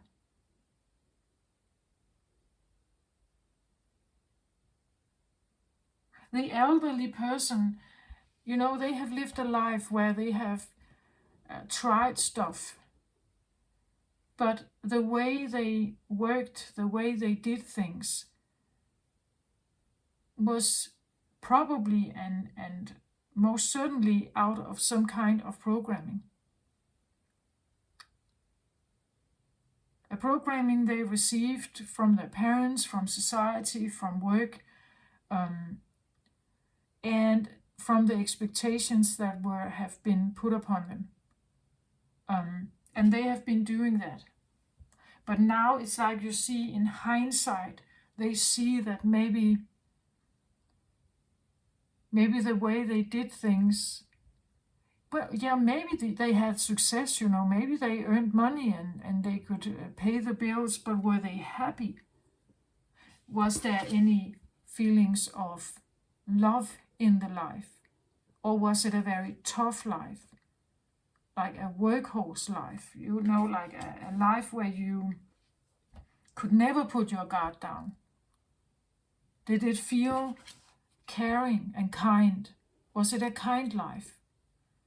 And I think someone here realizes that, actually, well, yeah, maybe I was successful, maybe I did earn my money, maybe I could help my family and so on, but it was not a kind life to myself, right?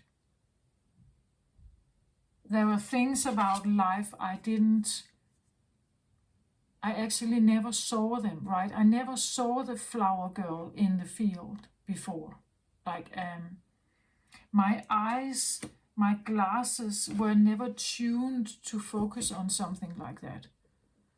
And this one is all about that, like, la la la. They are all in this dream world here. But they don't know anything about, like planning their day, structuring a calendar, paying the bills. They don't know anything about insurance, about it's like they still have quite a journey here to get their stuff together, right? And even to understand themselves better also. That's what I feel like. It's almost like it's a child or a very young and an elderly. It doesn't have to be, but that's actually, twin flame energy can be like that, right? It could even be that you have a very, or an elderly body here, but with a mind of like a teenager. And we have a teenager over here, but the mind of like an elderly, or like the body of a teenager here, but the mind and the wisdom of an elderly person. You see, it can be like that.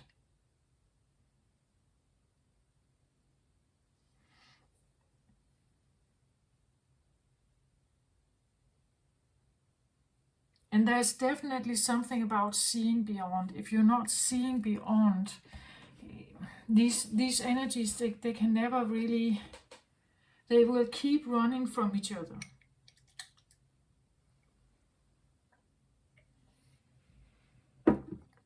And somehow I feel like this one could have been the chaser, right? It's like they know, like they're very much aware of this connection. They've been very determined to heal. They've been very determined to walk up the mountain, find the enlightenment. This is the one who knows the stories. This is the one who knows about the past life, who knows about Akashic records. This is the one that has tuned in on all these different energies. They have looked at yin and yang, good or bad. They have gone through everything here. They are the magician. The magician can change their circumstances. They have all 4 elements at their disposal. They can do that. And they are wise here. And they look beyond. So this one, I believe, has done the work. They have done the shadow work. They have consulted both conscious and subconscious understanding. They have found the stories. They have telepathy. They have heart connection with this other, who is, I feel like, quite oblivion. Like they are running from their thoughts or emotions, or betraying themselves, or whatever you may call it. They are trying to stay, detached, or like, I just fly away on my own cloud here. I want to stay out of it.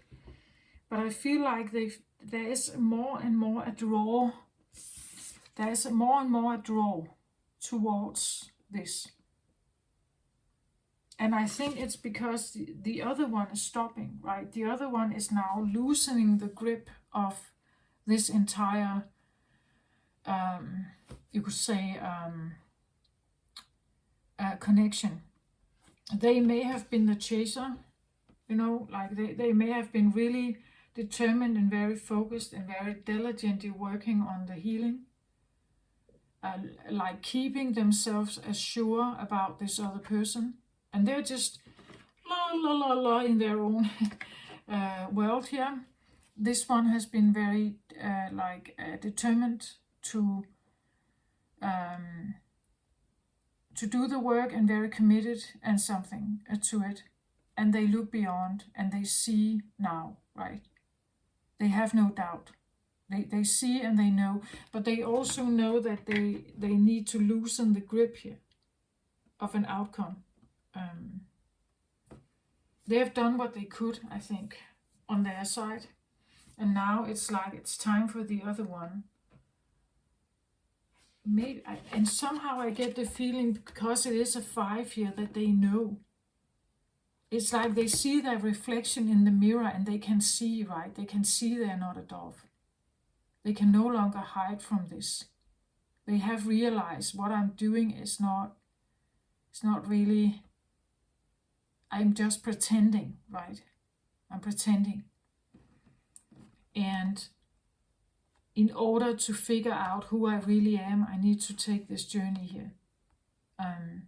And this becomes more and more obvious to this one. But it's easier to stay here, right? As long as these other doves are not complaining, it's easier to stay than to actually take on this journey. But I get the feeling that someone feels more and more the draw towards this.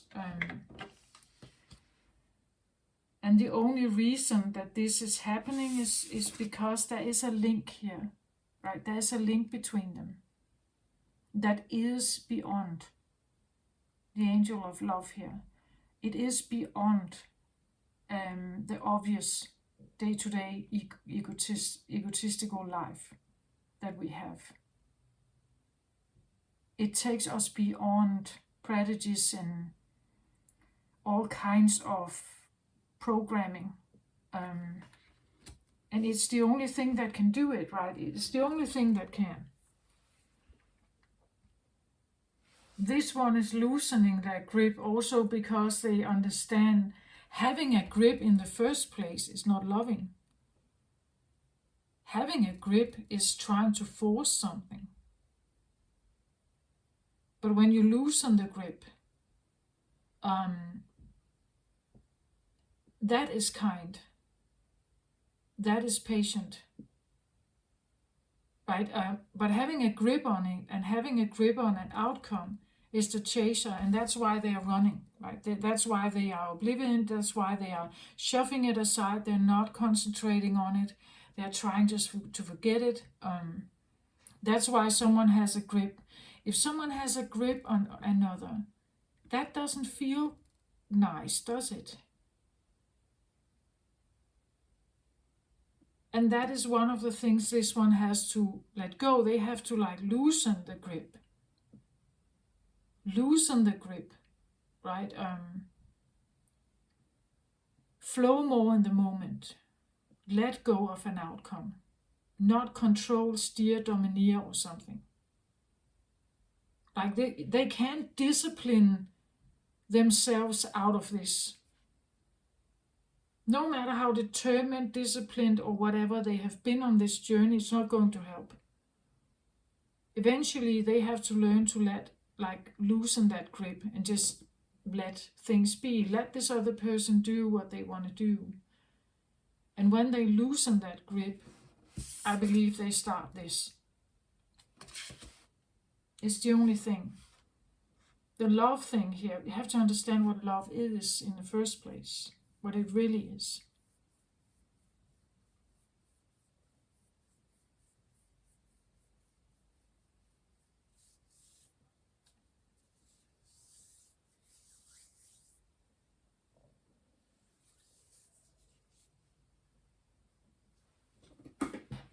And I really think that, right? I think that there's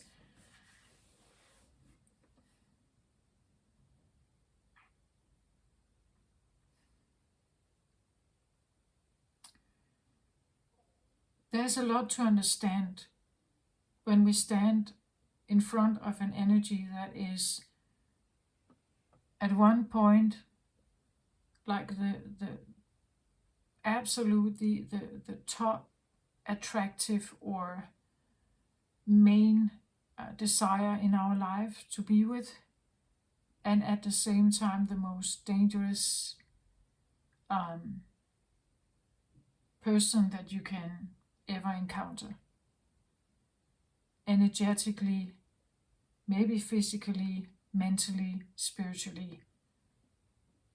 That's quite a thing.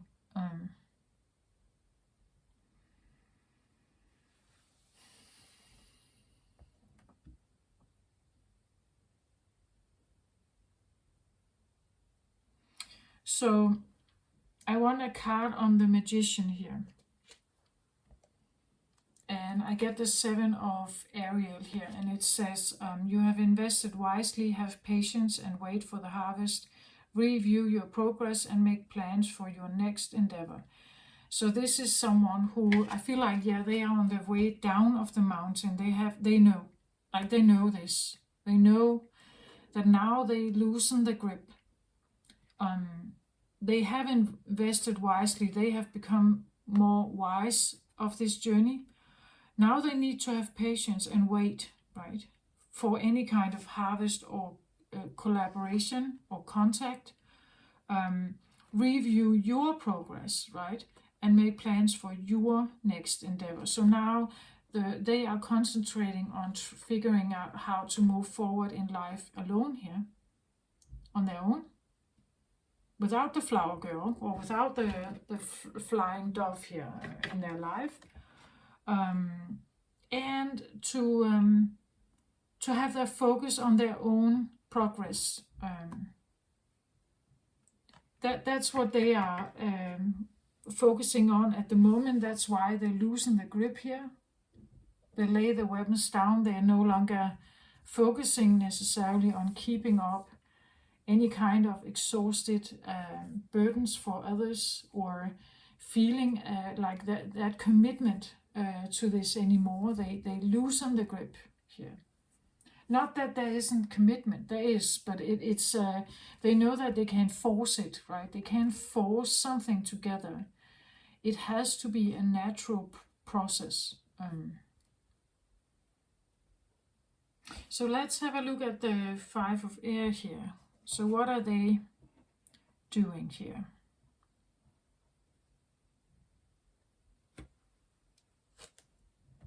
So you see, I have the Emperor here. This is interesting. This is divine masculine energy, but not in a good place, you would say. Not in a good place here. 5 of Air is, as I said, betrayal, backstabbing, again, feeling, like they are an imposter here, right? They don't belong here.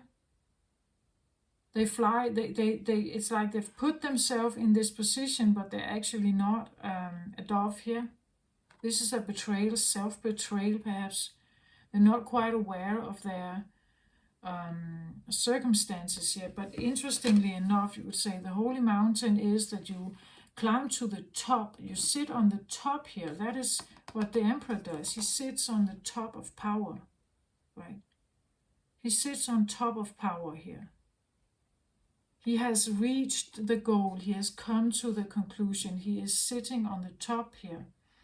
He has reached the peak. He is determined to do that, right? I think that someone over here is aware that they need to do something, that something is off, and they have figured out that maybe they don't want just to be the lovey-dovey in the cloud here. The Emperor is, you could say, well, they could fly high here and sometimes be ungrounded, because it's not the peasant. They are not down there with their hands in the dirt. They sit on the throne high up, maybe high up on the castle on top of the mountain. They don't really know what's going on down here, right? It could be someone who, I don't like the 5 of Air. The 5 of Air talks about dramatic change, that someone or something is going through dramatic change here. I feel most like it's like you look in the mirror and you know you are an imposter, right? You know you are fake. that you can no longer lie to yourself, right? That you need to do something, that you have to make this real, like you have to become a real emperor here. You have to become a real emperor, not just playing around here, pretending as if you belong here somehow. That you have to become a real one, right? A real one. And knowing that in order to do so, I have to start over, right? I actually have to like really become grounded. And how to do this, I have to show up. I have to build something, right? I have to strengthen myself. I cannot just, like pretend to be. I have to actually get that stability, right? Make myself efficient. I have to become that doer energy that is building this empire, or is actually also in other people's eyes. I get the promotion, right? I get to the top. The emperor is like divine masculine energy. It's an energy that wants to rule and sit on the top of the mountain and take charge of their own life and their kingdom. Like they and this one, they are not doing that. Like they're just flying around very ungrounded. There's nothing here. Like it's just air. There's no castle. There's no money. There's nothing here. It's just in their dreams or in their head that they present like this, like a self-deceit, right? That they've seen themselves as more, but it has never been any more than a vision, a thought in their head. It has never manifested. That's why you need a dramatic change here. The dramatic change is to see that it has only been in your head here. It's only been like, it's something you say to yourself, but actually you haven't manifested it. You haven't manifested a throne. You haven't manifested any material, like a concrete, tangible manifestation of your wealth or your power or your, it has only been a vision. It has never really manifested. And someone is maybe figuring out, trying to like take this journey to the holy mountain, seeking these answers somehow to get them to make themselves that valuable and deserving, right? To prove their worth. I feel like to prove their worth. And again, the only thing that can make someone like leave their own dream world here and pursue a more earthy, tangible pursuit here is a connection that challenges you. Like it challenges your, like the utmost, you could say, fears you have.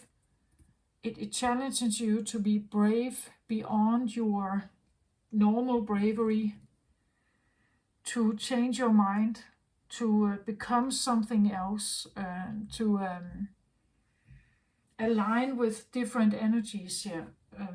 That's what it does.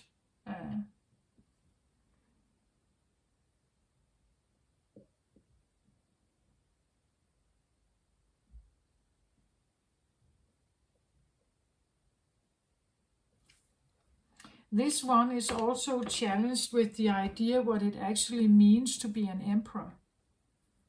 It's not just that you sit in power and you have control and you have like money. Now, what defines a true emperor? An emperor that is loved by his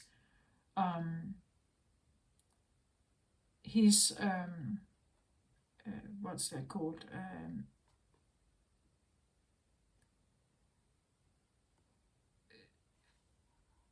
An emperor that is loved by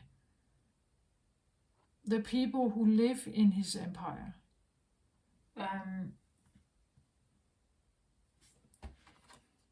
Those that follow his rules, you could say, in the empire. To be an emperor is not easy, right? A divine emperor here, or divine masculine energy, cannot be selfish, per se. Being selfish means that you primarily serve yourself before others. He can actually not really do that. Like, he has to be aware that others have needs as well. Even the poorest people needs his help from time to time. And if he wants to be loved, like recognized as a true emperor here, he must be able to listen to everyone.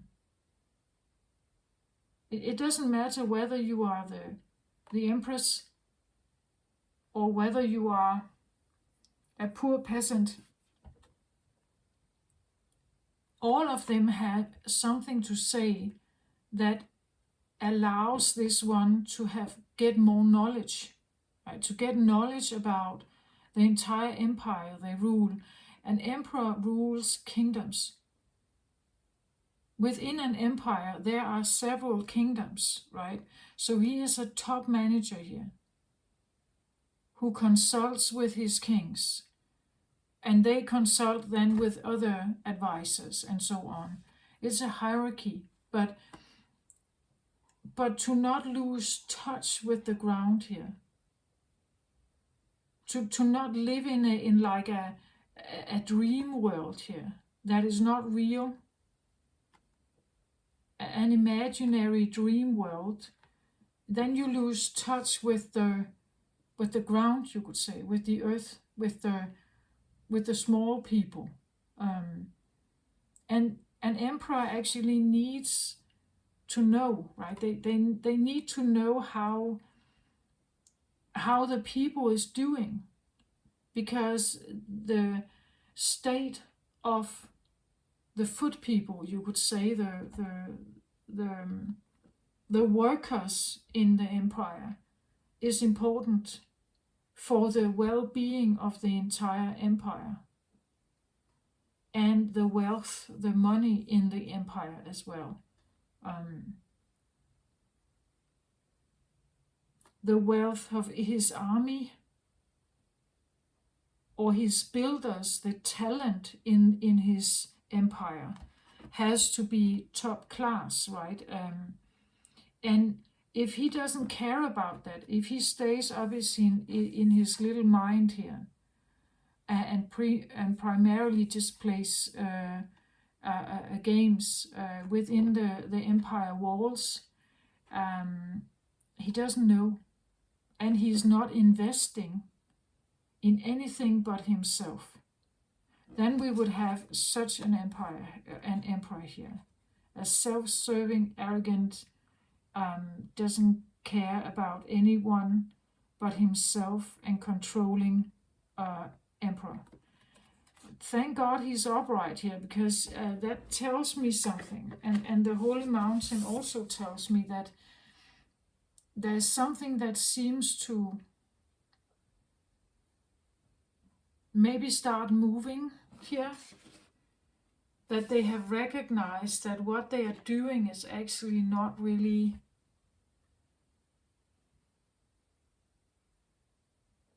it's not real.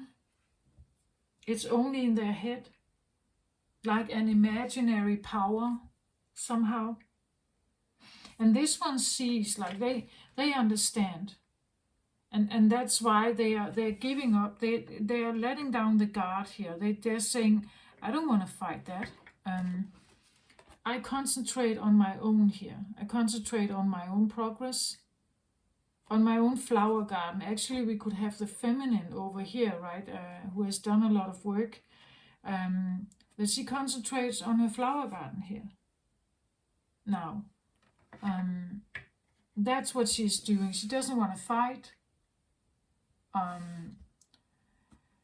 She's leaving it up to him now to figure out here what he's going to do. And he can stay in that imaginary realm, but I think he's not doing that. There's something here that is urging him. And she is urging him to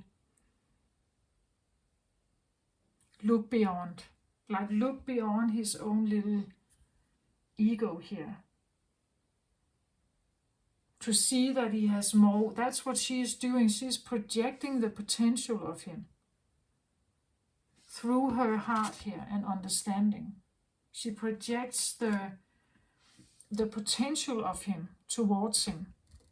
So he can no longer just stay here, right? It is like, this is not sufficient. And then she loses a grip here and says, now it's up to you, right? Whether they are in contact or not, whether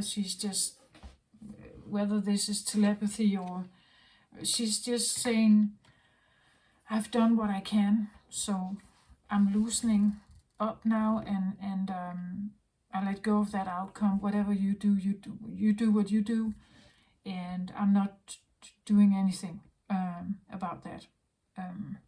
I'm not pursuing you, I'm not chasing you, I'm not doing anything. Now I concentrate on my own here, and to build that flower garden or to sit in that perfect moment, I let that guard down here. I'm learning to relax and stay in my flower garden. That's what I want to say she is doing over here. And over here we have and quite oblivion, maybe young or,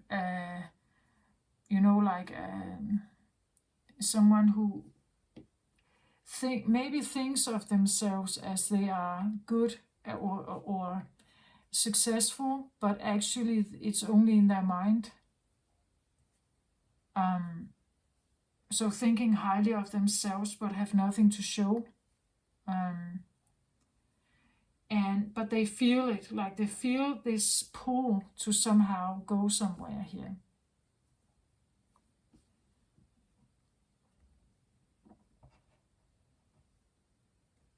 To kind of take charge and try to grow, I want to say.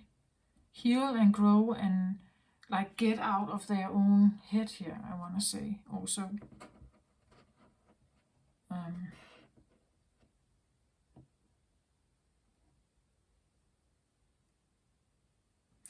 It's almost like, I don't know if I want to say a critical eye, but it's like they see, right? And what they are doing here, I feel like it's telepathy. They're sending a message of, okay, I've done what I can. I see you, right? I see where you are. I'm loosening my grip here. I don't want to be a protector or carry someone else's burden. I let it go now, so now it's on you. And he can feel it. Like someone here can feel it. Or we could say that we have, if this is a masculine energy that usually has been on guard here, they are now loosening the grip to implement a bit of yin energy. And the yin can feel it, right? She can feel that something is happening, and she has to figure out how to awaken some kind of yang in her. That's this merging, this feeling of coming together, or at least getting to know something about the yang energy and why the yang energy can be beneficial to her and why the yin energy can be beneficial to him.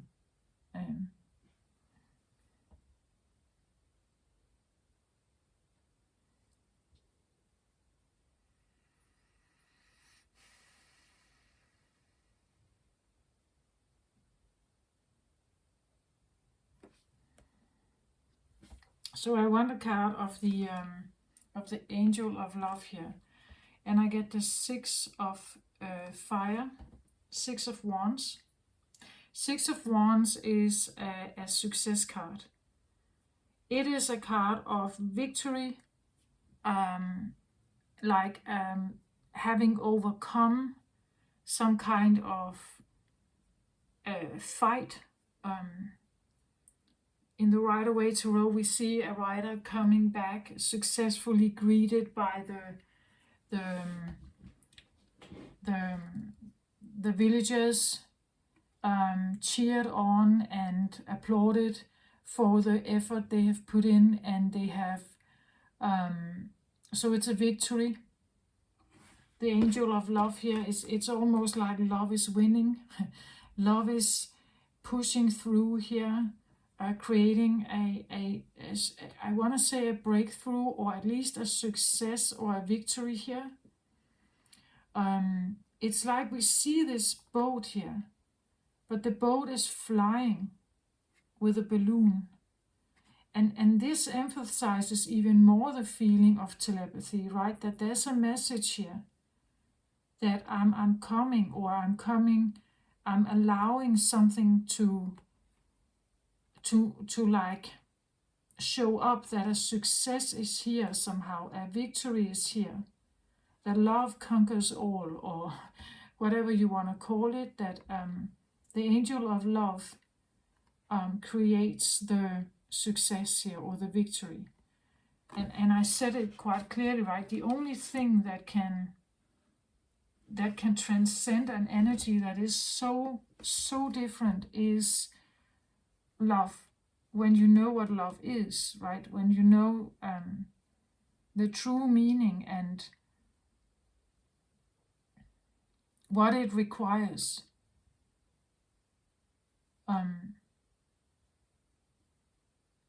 Sometimes love means that you are not together. Sometimes there is an acceptance of, like that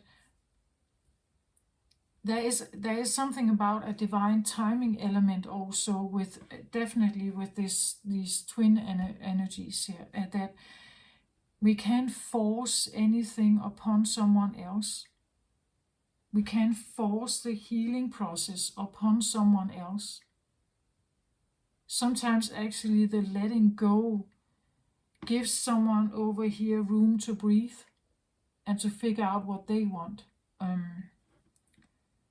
Sometimes accepting that someone is not with you, accepting that they are different, the acceptance or the understanding, the willingness is love. Like the willingness to accept something is loving.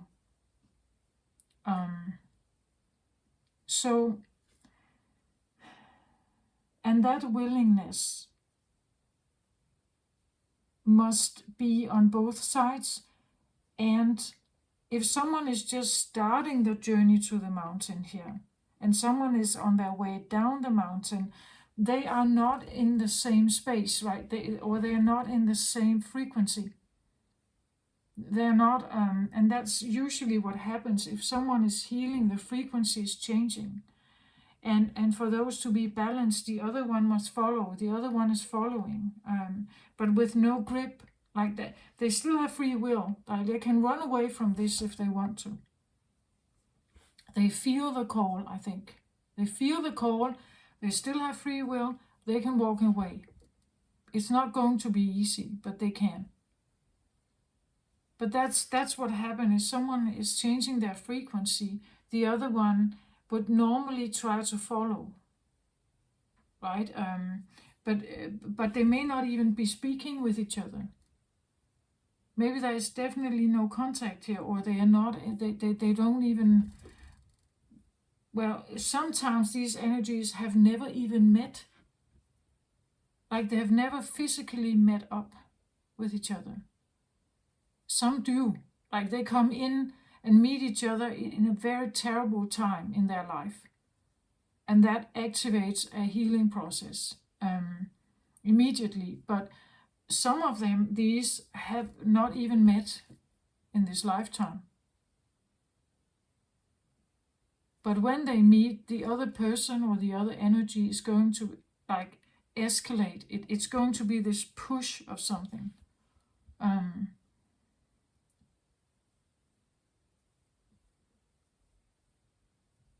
But this seems almost like love is the answer, right? Love creates the success here, or the victory. Love conquers all, I want to say, with this one.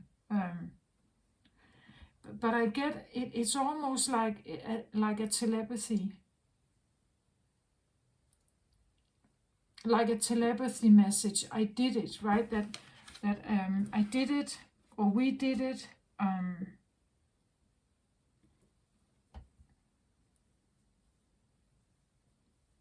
I get a feeling of, I said it before, a bit like a breakthrough that we have, that something has been managed here.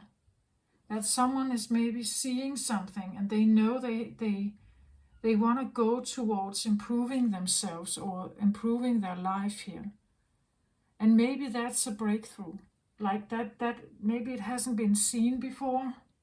Again, as I said, you have many lifetimes with each other. Maybe you haven't been able to do that before.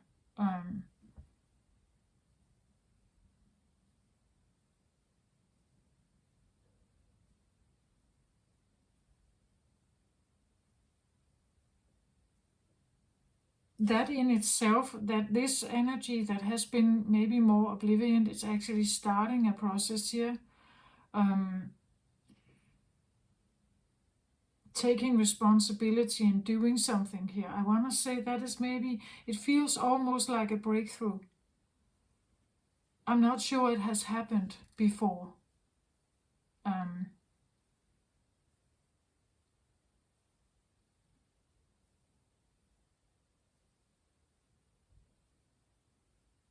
Yeah, that's what I feel like it has not happened before. At least not with these twin flames, like whomever I'm reading for here, it hasn't happened with these. There are many twin flames couples out there. Well, not that many, but there are some. And I believe that each of them has like a different, you could say, task, or a different things they're working through.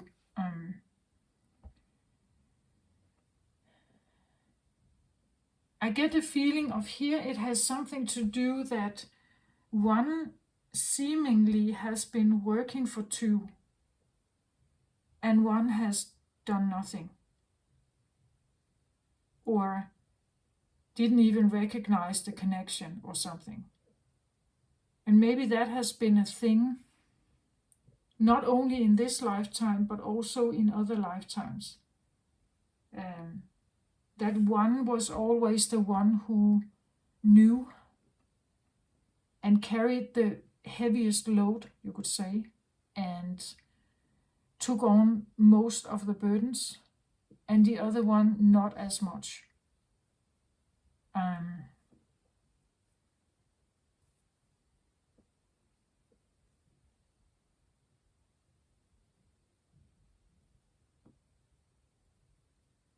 Yeah, this is what I feel like.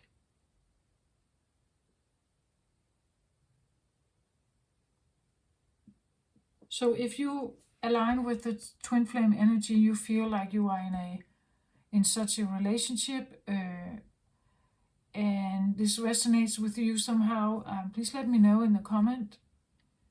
Otherwise, I want to say that this is beautiful, right? It feels like breakthrough for me.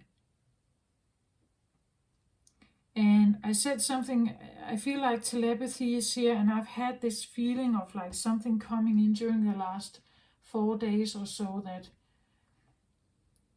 there was this feeling of like, I just felt that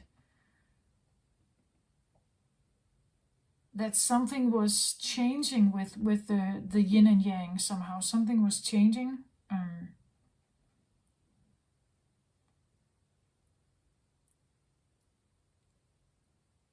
And this kind of it confirms that something is happening, or something is sent here. Something is sent through the ether here.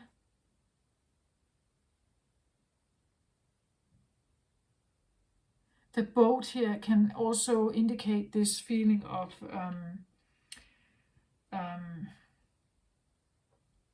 sailing to more calm waters, or waiting for your ships to come in. That now something is happening. You get a bit of I want to say a message through the air, like maybe like a telepathy feeling, or it could be like, like a knowingness that something is different, that something has changed. Or 6 also usually talks more about balance, that something is a little more balanced, or a breakthrough here is coming because maybe someone is loosening the grip here. The loosening of a grip allows this other energy to move. And that is in itself is a success. Maybe that has not happened before for you.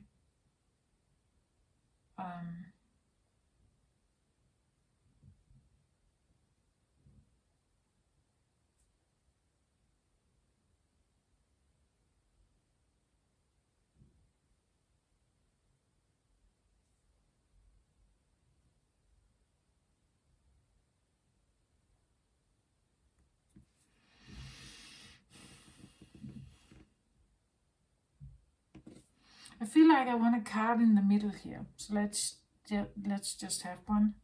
Yeah. So I have, this is the Sun card.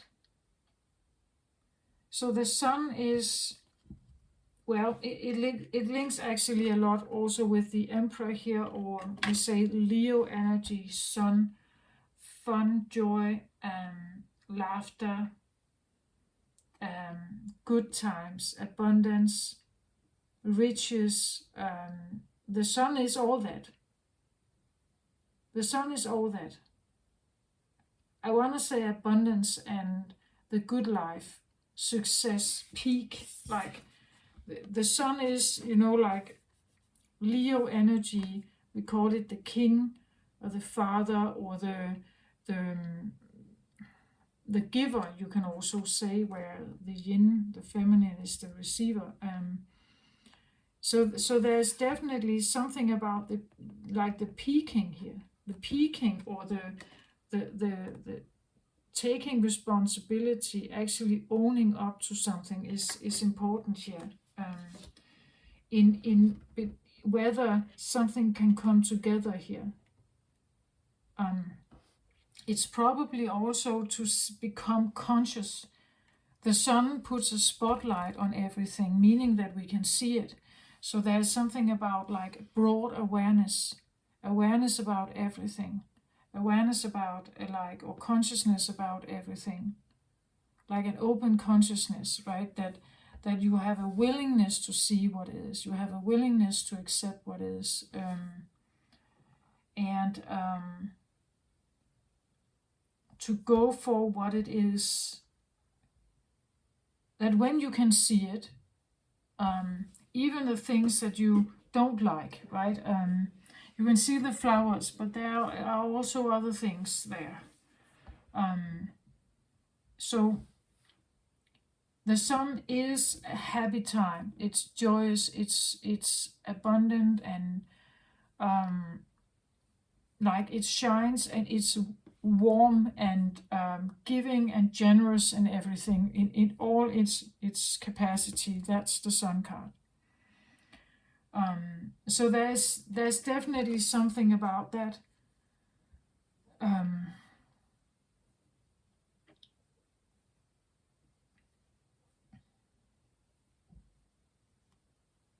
There is something about, as I said, like the feminine is here in the pool, and she can swim here and have fun, right? But there's this protective like border, or the pool has its borders, that kind of keeps it keeps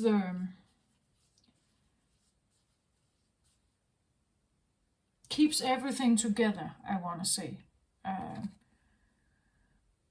Otherwise, the water would just flow out of everything. So there is something about seeing the value of him. I want to say seeing the value of what the masculine can do when it's in its most generous corner here. As I said, I talked about what kind of emperor is this, right? Because you can have what I call a generous true emperor that stands in love here and understanding and peace and everything. And then you can have a self-serving, arrogant emperor here who just wants power for himself to get more and more and more, only for him. The sun here is I want to say more like the true generous emperor, right? Who understands that he is appointed also, that he doesn't sit there just because he has inherited the throne from his father. He is appointed by his subjects, right? He is appointed to sit here. He is chosen to sit here. It's a privilege. It's not something to take for granted that he has money perhaps, or that he has status. That he got here maybe by hard work, right? Or by determination, responsibility, discipline. He took the travel to the top. Like he didn't just inherit the money and sit here believing that because he inherited a throne, that now he is actually a true emperor, that he knows what it takes to rule, that he knows what it takes to be loved by his subjects, or by his, I don't know, colleagues, or if this is a business we talk about, right? That how to be a good leader, how to be a well-liked leader, and also how to actually motivate your co-workers or co-leaders, right? To motivate and see the best in them. That is what I believe a true leader is also good at. Like, they see the potential in others and they make way to get that out, right? To get that, to make that be seen. Sometimes the emperor is not even the one in the spotlight, right? He would step aside if someone did something miraculous in the company. He would maybe say it, but then he would leave the scene for this person to come in and stand in the spotlight. He would know that, like when to speak and when not to, and when to think, when to include other people's opinion. Like, this is not one who just says me, me, me, and only me, right? He knows that leadership is also tough when you are alone on the throne, right? Sometimes it's a good thing to have advisors and co-leaders and or others you collaborate with, to educate yourself, to learn, to know more, to speak with the peasant, as I said, to never get too high on your horse, even though you are the one in charge, right? Where do you get your guidance from also? Like, do you get your guidance, you could say, from a higher place of knowledge here, or do you get it from your own little egotistical mind?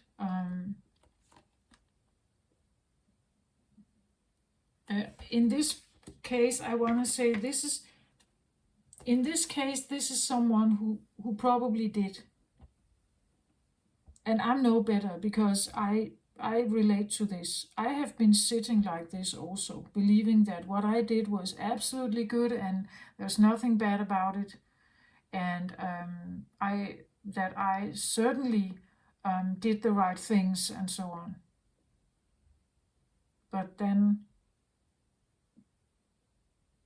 I was awakened and, well, I changed my mind about me and the things that I've done. And not entirely. Of course, there were good things among it, but there was also masks and pretending. So I'm not at all like sitting here and just blaming people, or like, that's not the point of it. The point is that I recognize this in myself as well. And that's why I believe I can sit and do these readings, because I have already realized some of this. And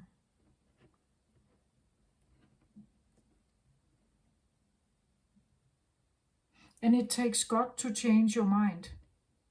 It takes guts to be brave enough to actually challenge your mind and take yourself down from that high horse. You know, like it takes a determination to know that I don't sit up here, I'm actually down here, I don't know nothing. I know nothing. So I start my journey towards knowing more, right?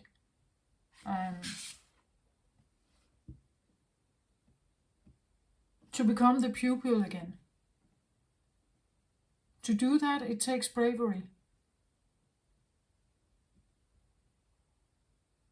And I salute everyone doing that, because it's not easy necessarily. And our ego, your ego will fight you on this way. It will fight you.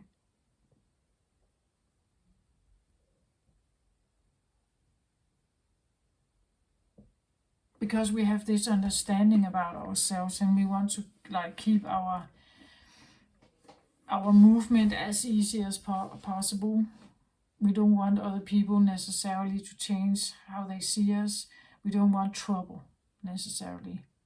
Like, not that kind of trouble. We don't want to shake our own foundation, actually. Like, that feels uncomfortable. But that's exactly what you are faced to do here. And there is no way around it. Like, there is no way.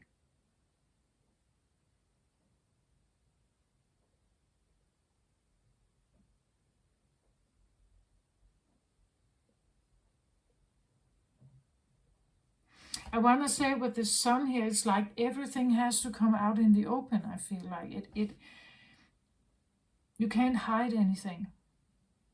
Like, because a twin flame, it's said to be that the twin energy, the soul energy, kind of divided in two. So when you meet up with a twin flame, it will be such a strong experience. Such an overwhelming experience, because they are you but not you, right? They're you but not you. It's and that's why I feel like there's telepathy here, because you know them, right? You know them and they know you. It's just because you have been split for so long, you don't remember what it's like to be united and what it takes actually to be united. It takes exactly this. Right, that's exactly what it takes. Otherwise, in a dualistic world on Earth, it's difficult.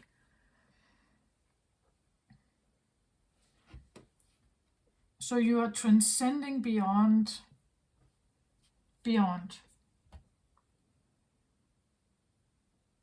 That's also what it takes. You have to get out of the human existence. Like, the human existence is like, that's just ego, right? It's ego. This has to do with your soul recognition. And that is beyond. That is beyond. It's unexplainable. It's a different identity. It's like a soul identity that recognizes each other is totally different than human identity. Human identity is so limited. Soul identity is infinite. Like, and that's why I say these like past life recognition. It's like a totally new part of your brain lights up that has been dormant.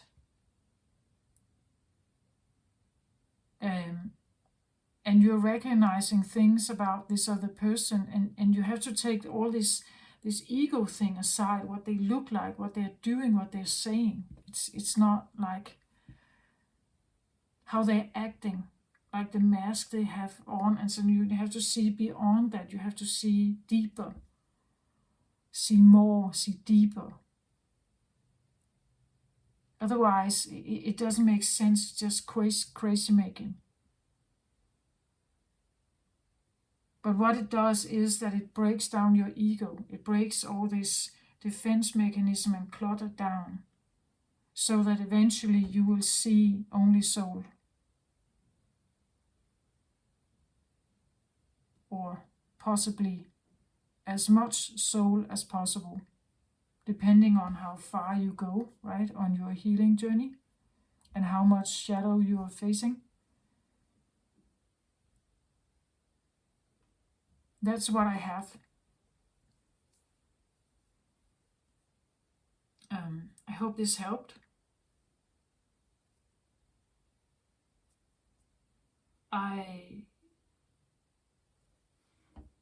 Well, I'm a bit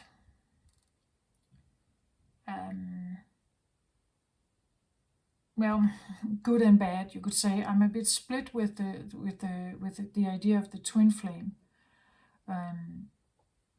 I met someone a few years back, and I was so certain that they had to be a twin flame. I have not heard from this person by any means in several years.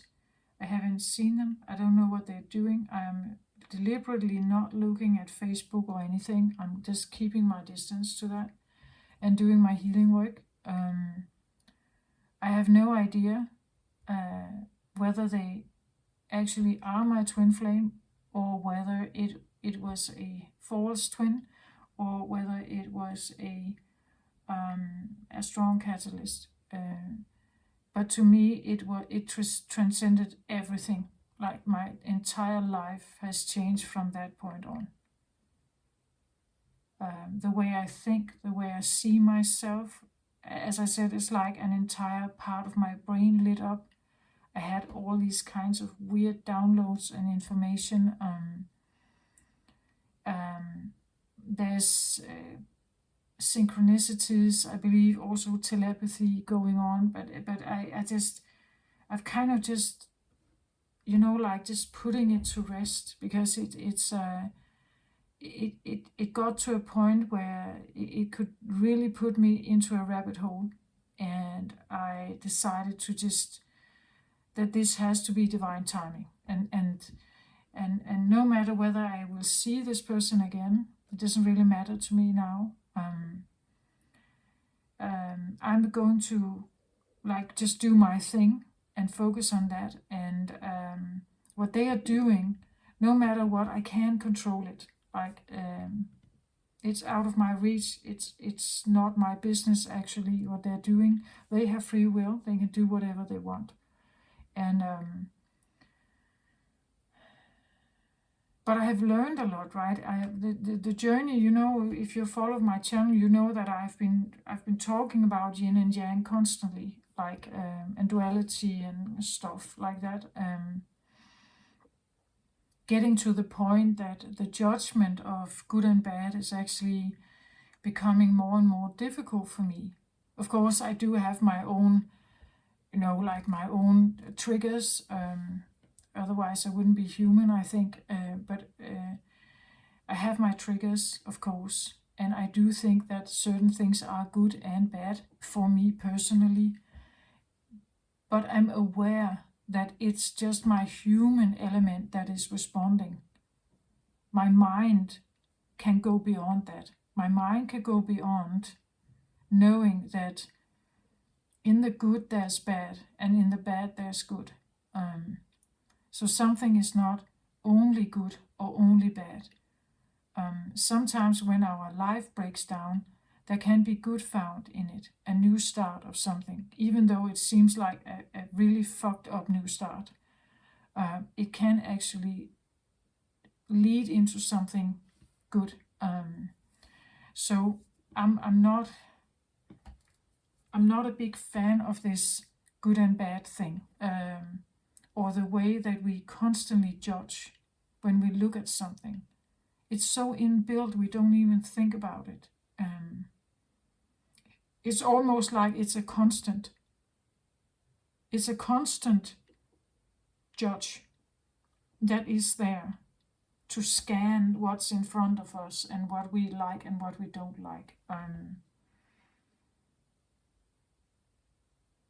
And sometimes we end saying no to something, but if we actually did not say no to it, what if we could learn something from it, or it actually would benefit our life or something, right? Sometimes we say no because we wanted something else, we were searching for something else. It had to look in a different way, it had to present differently. But what if we could learn something from it, or it actually turned out this could be the best friend ever, right?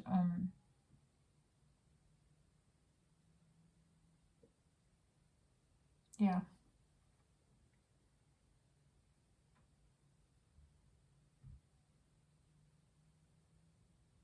That's what I feel like. Maybe my message is also here, just if you don't go with the twin flame energy, but you are aware of yin and yang energy, I just want to say maybe sometimes we shouldn't be that judgmental, right?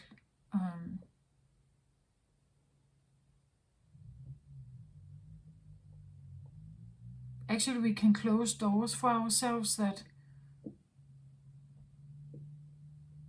could turn out to be beautiful doors. And I'm definitely guilty of that, right? I'm definitely guilty of having done that. And I'm still doing it probably. But maybe this is a reminder to myself also not to close all those down. Like,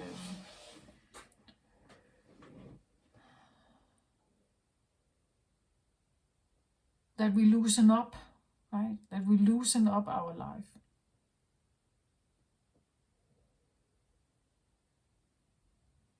Yeah, that's what I feel like.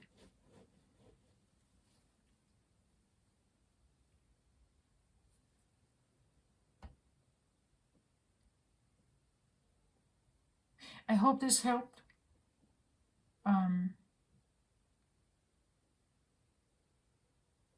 Yeah, that's what I want to say. I sent you my very best, all of you out there, beautiful light workers and twin energies. Take care of yourself and breathe, and yeah, give me a thumbs up if you like what I do. Share the video if you feel like it's beneficial for someone. And yeah, I wish you the best. Bye bye.